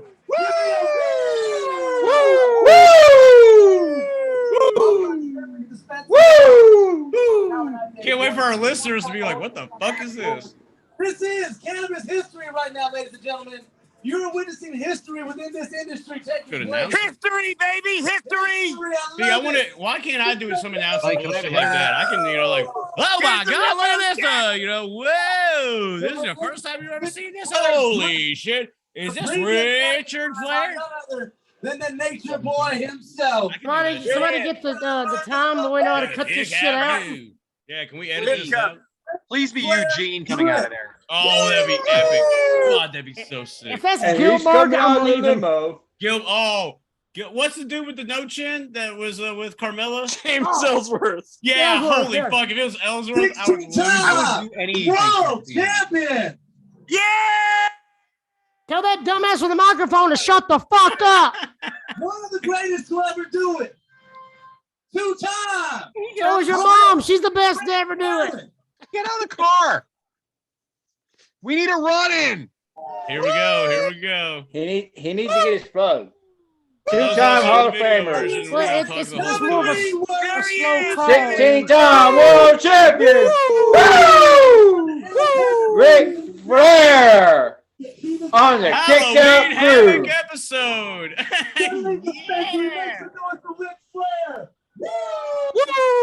Fucking hey. So yeah, there you go. Fucking If I Papa wanted Shango three, or if I had to wait that long for 3 minutes of excitement, I'd have stayed married. Can't wait for our Anyway. listeners to be like, well, it took a drastic turn after this. But All right, back to So the back to your fun. anthem, okay? I'm All right. So Yeah, now I he's said- gone. Coach is off the thank show. God. I'm actually glad that happened because it kind of diverts the attention away from what I just said. So Would have been nice if he'd have got him to say, "Hey guys," instead of. All right. So I am going to do what James did because I wasn't thinking this way before, but the boogeyman is already in position. I'm ready. Fucking him. Viscera. just Do you so- want it's the just worms in logistics. the You know mouth what I'm or do you saying? want It's the worms logistics. out of the mouth? I don't care where the worms are because I'm not going anywhere near the mouth. thank you. Are It's you just using logistics. his clock I don't know what while that you're means. fucking? Are you having? Oh fun with yeah, his because I clock? mean he won't have to hold the clock up much. Hell, 30 seconds. Yeah, He's Brian probably wants be to see like, how "Damn, fast he really?" can finish. And he's gonna turn the clock around and be like, "It was 30 seconds." And I'll be like, "Hey, Yeah, he can not mine. watch. He can That's see on how you. fast he can finish. I'm gonna marry Viscera because I think we can just chill on chairs together. He got his big ass chair. I got my little chair over the other side. Let's kind of spend some time together watching wrestling, shooting the shit. Maybe he can get I don't know. What was that? What They what was did the one say he liked? was a cool motherfucker, so that's Yeah, he's not a pretty bad cool. choice. And Papa Shango scared me back then. That's fair. So I'm gonna go ahead and kill him. Thanks for playing. Yeah. Like Papa Shango Welcome at to WrestleMania, this is a FMK. very delayed, segment. All right, let's get this freaking bitch It on all the comes road. together. It all wraps up. So what do we Speaking got of- next, dude? Speaking of, excitement, my God, can't wait for this. Devin, what you got for the people? All right, so my Devin's demographic of the week is kind of. You still got this shit to do too. God Bro, damn. it's good. man. What did What Sammy the do this week hell? besides get bitch slapped? 3 hours later, we gotta do this shit. It's not about Sammy. It's not about professional wrestling. It's about my favorite professional baseball team and player. Aaron Judge just hit his 62nd home run of the This year. is old news by the time this comes out, man. This is old hat. Yeah, oh, that's Harry Did he hit lost in the 73? playoffs. Because if he didn't hit 7-3, I don't give a fuck. He'll be You're right, traded it to is a gonna new be team by the playoffs. time this shit goes out. all right. I have a better question. I don't know. Fuck. I didn't think about that. You're right. Say It's it, gonna be Devin. old. Just do it. Do it, Devin. Why are they jacking him off? Fuck if Bonds everybody is else. 11 over. I get Tell- steroids. Oh, steroids. He cheated. Well, the motherfuckers throwing the balls were cheating too. And do steroids really affect your like timing of your swing and like reading pitches and stuff? I mean, I don't get that. So I understand the Aaron Judge- steroid I argument, agree, man. but I I don't agree. get like Use all the steroids you want. steroids made him swing the bat faster. Oh, well, you have to react to the pitch with your brain and your eyes. I don't give a fuck how strong you are. We all see skinny motherfuckers hit home runs. Like, what are we talking about here? Shout No, out to that's Albert fair. Pujols having the last name that never got made fun of and, probably being a clean player hitting 700. Well, yeah, shout out to him. But Aaron Judge, he's now the Yankees all-time season leader in home runs. He's the American League leader as well. You said Barry Bonds or some other names, Sammy Sosa and Mark McGwire. They're all ahead of him still. But in the American League, he's the king. Hell yeah. Look, he's a cool guy. He seems legit. I like how I mean, Devin I was like fucking hate making the a Yankees. baseball I hate point the Yankees. to a bunch of Southern dudes, and we're just like, okay. But No, I you know. guys don't like baseball? The Phillies are in it, so Yeah, exactly. I'm You gonna Yankee watch fucks those give a 3 shit games. about baseball. I'll tell you what those Southern boys give a fuck about. Football's Saturday, right? Football's tonight. Amen. Yeah. So I shout care. out to baseball, dude. I had a coach in high school who described baseball the best way. It's the most exciting 15 minutes stretched out into a 3-hour period. I like baseball. That's how we Watching talk about baseball is like baseball. kissing your sister. There's no point in it. But anyway, I appreciate that, Aaron Judge. I mean, yeah. Yeah. Congratulations to a Yankee doing something. Woo! Thank you, Devin. Oh, well, yeah, of course. if you want to talk about football, though, we don't want to hear your take on it. When this podcast drops, in 2 days, Syracuse is going to be playing NC State. The Wolfpack is coming to the Carrier Dome. Syracuse is ranked 22nd. They're freaking awesome this year. Wolford's going to play What was worse, bee's knees or this one? Yeah, All right. I need to hear what kind of meat Mike has. Well, if you want to, watch sports, especially baseball, eat some good food and fall asleep, then I know just a guy to give you a recipe, and that is Mike. So, Mike, what we got on tap for the Meat Minute this week? Well, you know what? It's great that we came to this subject because I have a great little finger food for football or baseball or whatever the fuck you're watching. It is October, so that is kind of baseball, Yeah, it's baseball, but we got football on. Damn right we do. We got football. Okay. So what I'm going to do is a smoked buffalo chicken roll-up. Okay. Anything else? No, it's smoked. No, you buffalo stop chicken talking. I'm roll-up. just kidding around. You stop talking. I'm an asshole. Go. All right, so you do couple of chicken breasts. You want to cook those up. Get you a pack of cream cheese, about 8 ounces. Croissant rolls, the ones that come raw. You want the raw croissant rolls. You need a half a cup of cheddar cheese, a cup of Montreal or Montreal Jack cheese, buffalo sauce, and some salt and pepper. Then you get you a little bit of breadcrumbs. And Which Italian or panko, or what are we talking about here? All right, you can do whatever the fuck you like. Okay. All right. Hey, I'm just trying to come raw. You know what I'm saying? Yeah. I'm trying to Just come do raw some too. breadcrumbs and a half a stick of butter. And you're gonna melt the butter. So you're gonna cook the chicken. Is this the Smoke chicken it. from last week? No, it's not. I had a different Buffalo. chicken diet. You notice there's a dead chicken, and now he did like chicken pasta, and now he's doing chicken buffalo wrap I don't know up. what to do with all this damn chicken, huh? Right? Kind of got an Right. abundance of chicken all of a sudden. Well, you gotta eat the chicken. Can't waste the meat. Don't waste the meat. It's weird. You feel like we were petting that thing last week. Calling it. It wasn't a Foghorn fucking Leghorn. pet. It was a fucking chicken that I had out in the yard that fucking died. Yeah. I don't Daddy, know are what we it's eating- about, though. are we Right? eating Us Daisy Northerners tonight? don't have chickens. We don't name our chickens. These are food, So, right? Motherfucker. Yeah, it's a food. You don't name your food. Anyway, so you cook your chicken, smoke your chicken, get it good and ready to go. Once that's smoked and done, you shred it up. And then what you want to do is mix your cream cheese, your cheddar cheese, Montreal Jack cheese, and your buffalo sauce all together. You can throw some jalapenos in there if you want to make it a little bit spicy. Add your salt and pepper, to taste. I knew that was good to taste. Yeah, to taste. I'm not gonna say a percentage because you got Yeah. Well, that's all. Every recipe ever is like salt and pepper to taste. to taste. So mix all that stuff up, and then when you get that stuff mixed up, you wrap your crescent rolls into that. So you take. Oh yeah, you got muted again. I do like how you said crescent rolls. I like how it's croissant or crescent rolls, but you were just all like crescent. You even said a bigger word without What's even trying to say the mozzarella real jack? word. What was that? Montreal. There he is. There we go. I'm here. Where'd y'all lose me at? Crescent Yeah, rolls. I mozzarella thought we're turning the lock the doors and turn the lights down low. I got some crescent rolls. I lost So- you at mozzarella Hey, girl. jack cheese. I got you some. So you put everything in that, roll it up. You know, put your melted, that just where the butter comes in, and the breading. Put melted butter on top of it, some breading on top of it.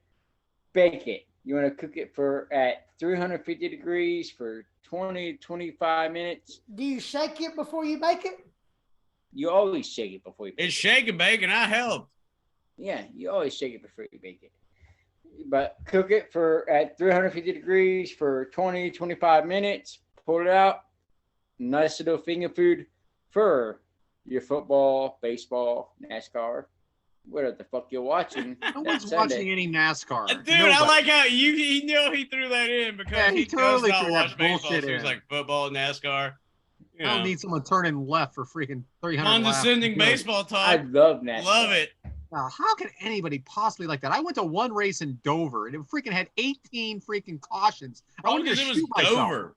I got myself there, Dover, Delaware. I got there at 3 a.m. I left at 2 a.m. I wanted Mike, to let's shoot go to myself. Daytona one year and fucking we'll be kick out crew on location.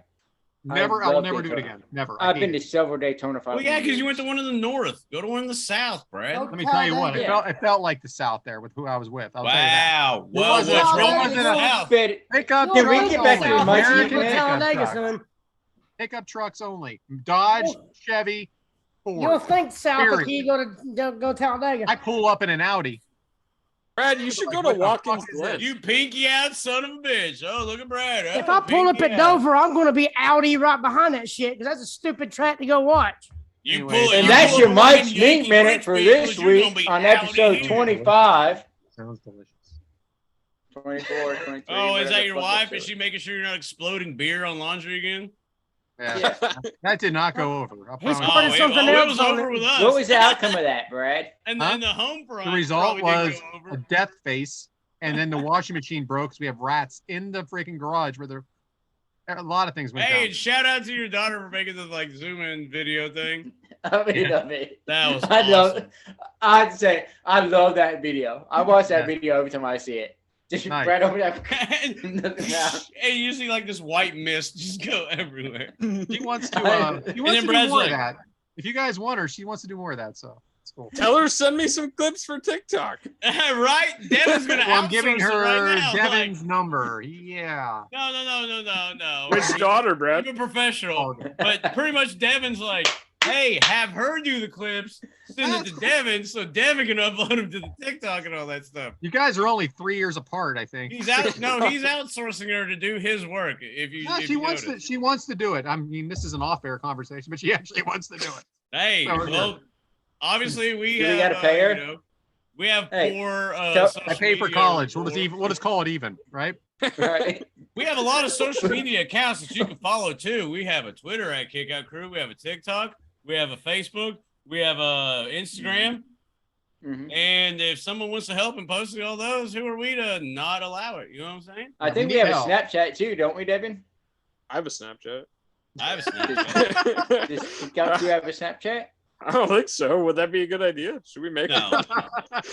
Who the fuck are you Can going you to add? handle Who's it? going to add us? Like, come on, man. I'm gonna be You're snapping doing a myself great back job and on forth. Yeah, it'll TikTok. be like, Can you handle it'll have 2 Snapchat on views. top of It'll that? be me and you. You know? Anyway,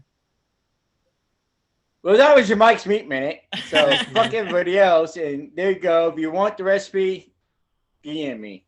The spirit of Got it. Halloween, man, emanates through this episode. I need beer.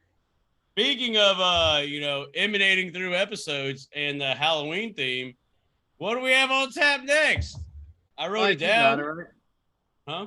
A nap. That's what I got up next. A fucking nap. Because we got, All right. we're done with Mike's Meat Minute, so now it's time to get to next week's episode. Yeah, y'all done fucked up Mike's Meat Minute. So we are going to go with Brian Pillman versus Lex Luger and Johnny Gargano versus Damian Priest. Johnny Gargano versus Damian Priest is Halloween Havoc 2020. Pillman NXT. versus NXT, yeah. So it's the new version of the Halloween Havoc.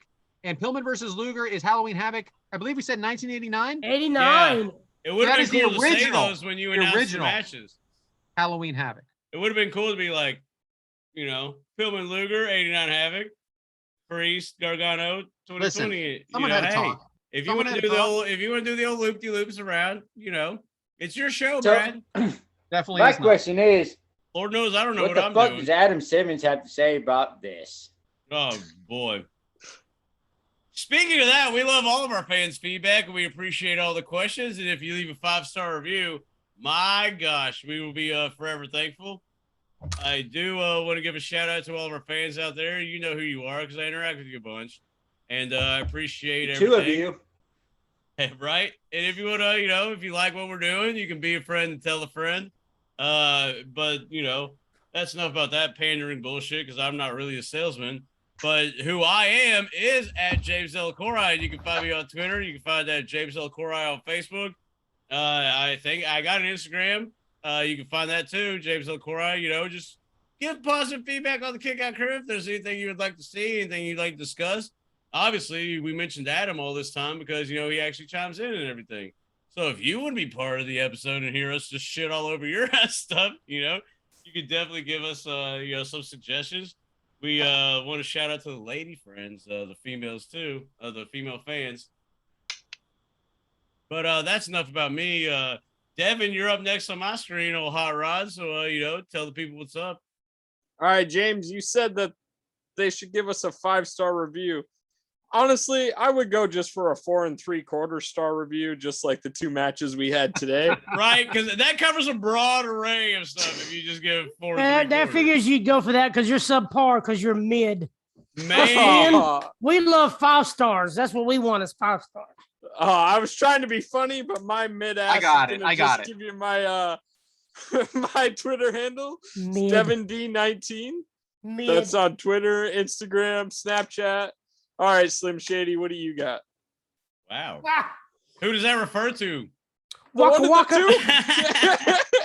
Adam _from _Bama. Top Guy Theater is gonna get back on the road here pretty soon, so y'all be looking. Yeah, welcome back. I'm trying my best to talk them into doing a Naked Median episode. I'm getting some pushback. I don't know why. I'm getting some pushback on that. But I'm going down swinging. I want some Naked Median in my life. I gotta have it one more time. But be looking for new episodes of Top Guy Theater coming pretty soon. Fantastic. Like it. The underground hit of the show, Adam. He's the funniest one. Legit. We just don't let him Or to your mother. Yeah. Speaking of not letting him talk, Mike, you're up now. Well, you can find me at Whitaker1028. Send me with your Mike's Meat Minute. Hit me up, You send me a recipe, family recipe, whatever you have. And if you want to send pictures of your meat, Mike's ready to look at them. Only for a minute. All pictures of meat. Send me a picture of your meat, and I'll send you a t-shirt. And do not send those to the Kickout Crew Twitter. Please send those to Mike directly if you can. You want to send On the those Twitter to at DM. James L. Corai. Nope. Nope. Send those to at James The L. juicier Corai. the meat, the better.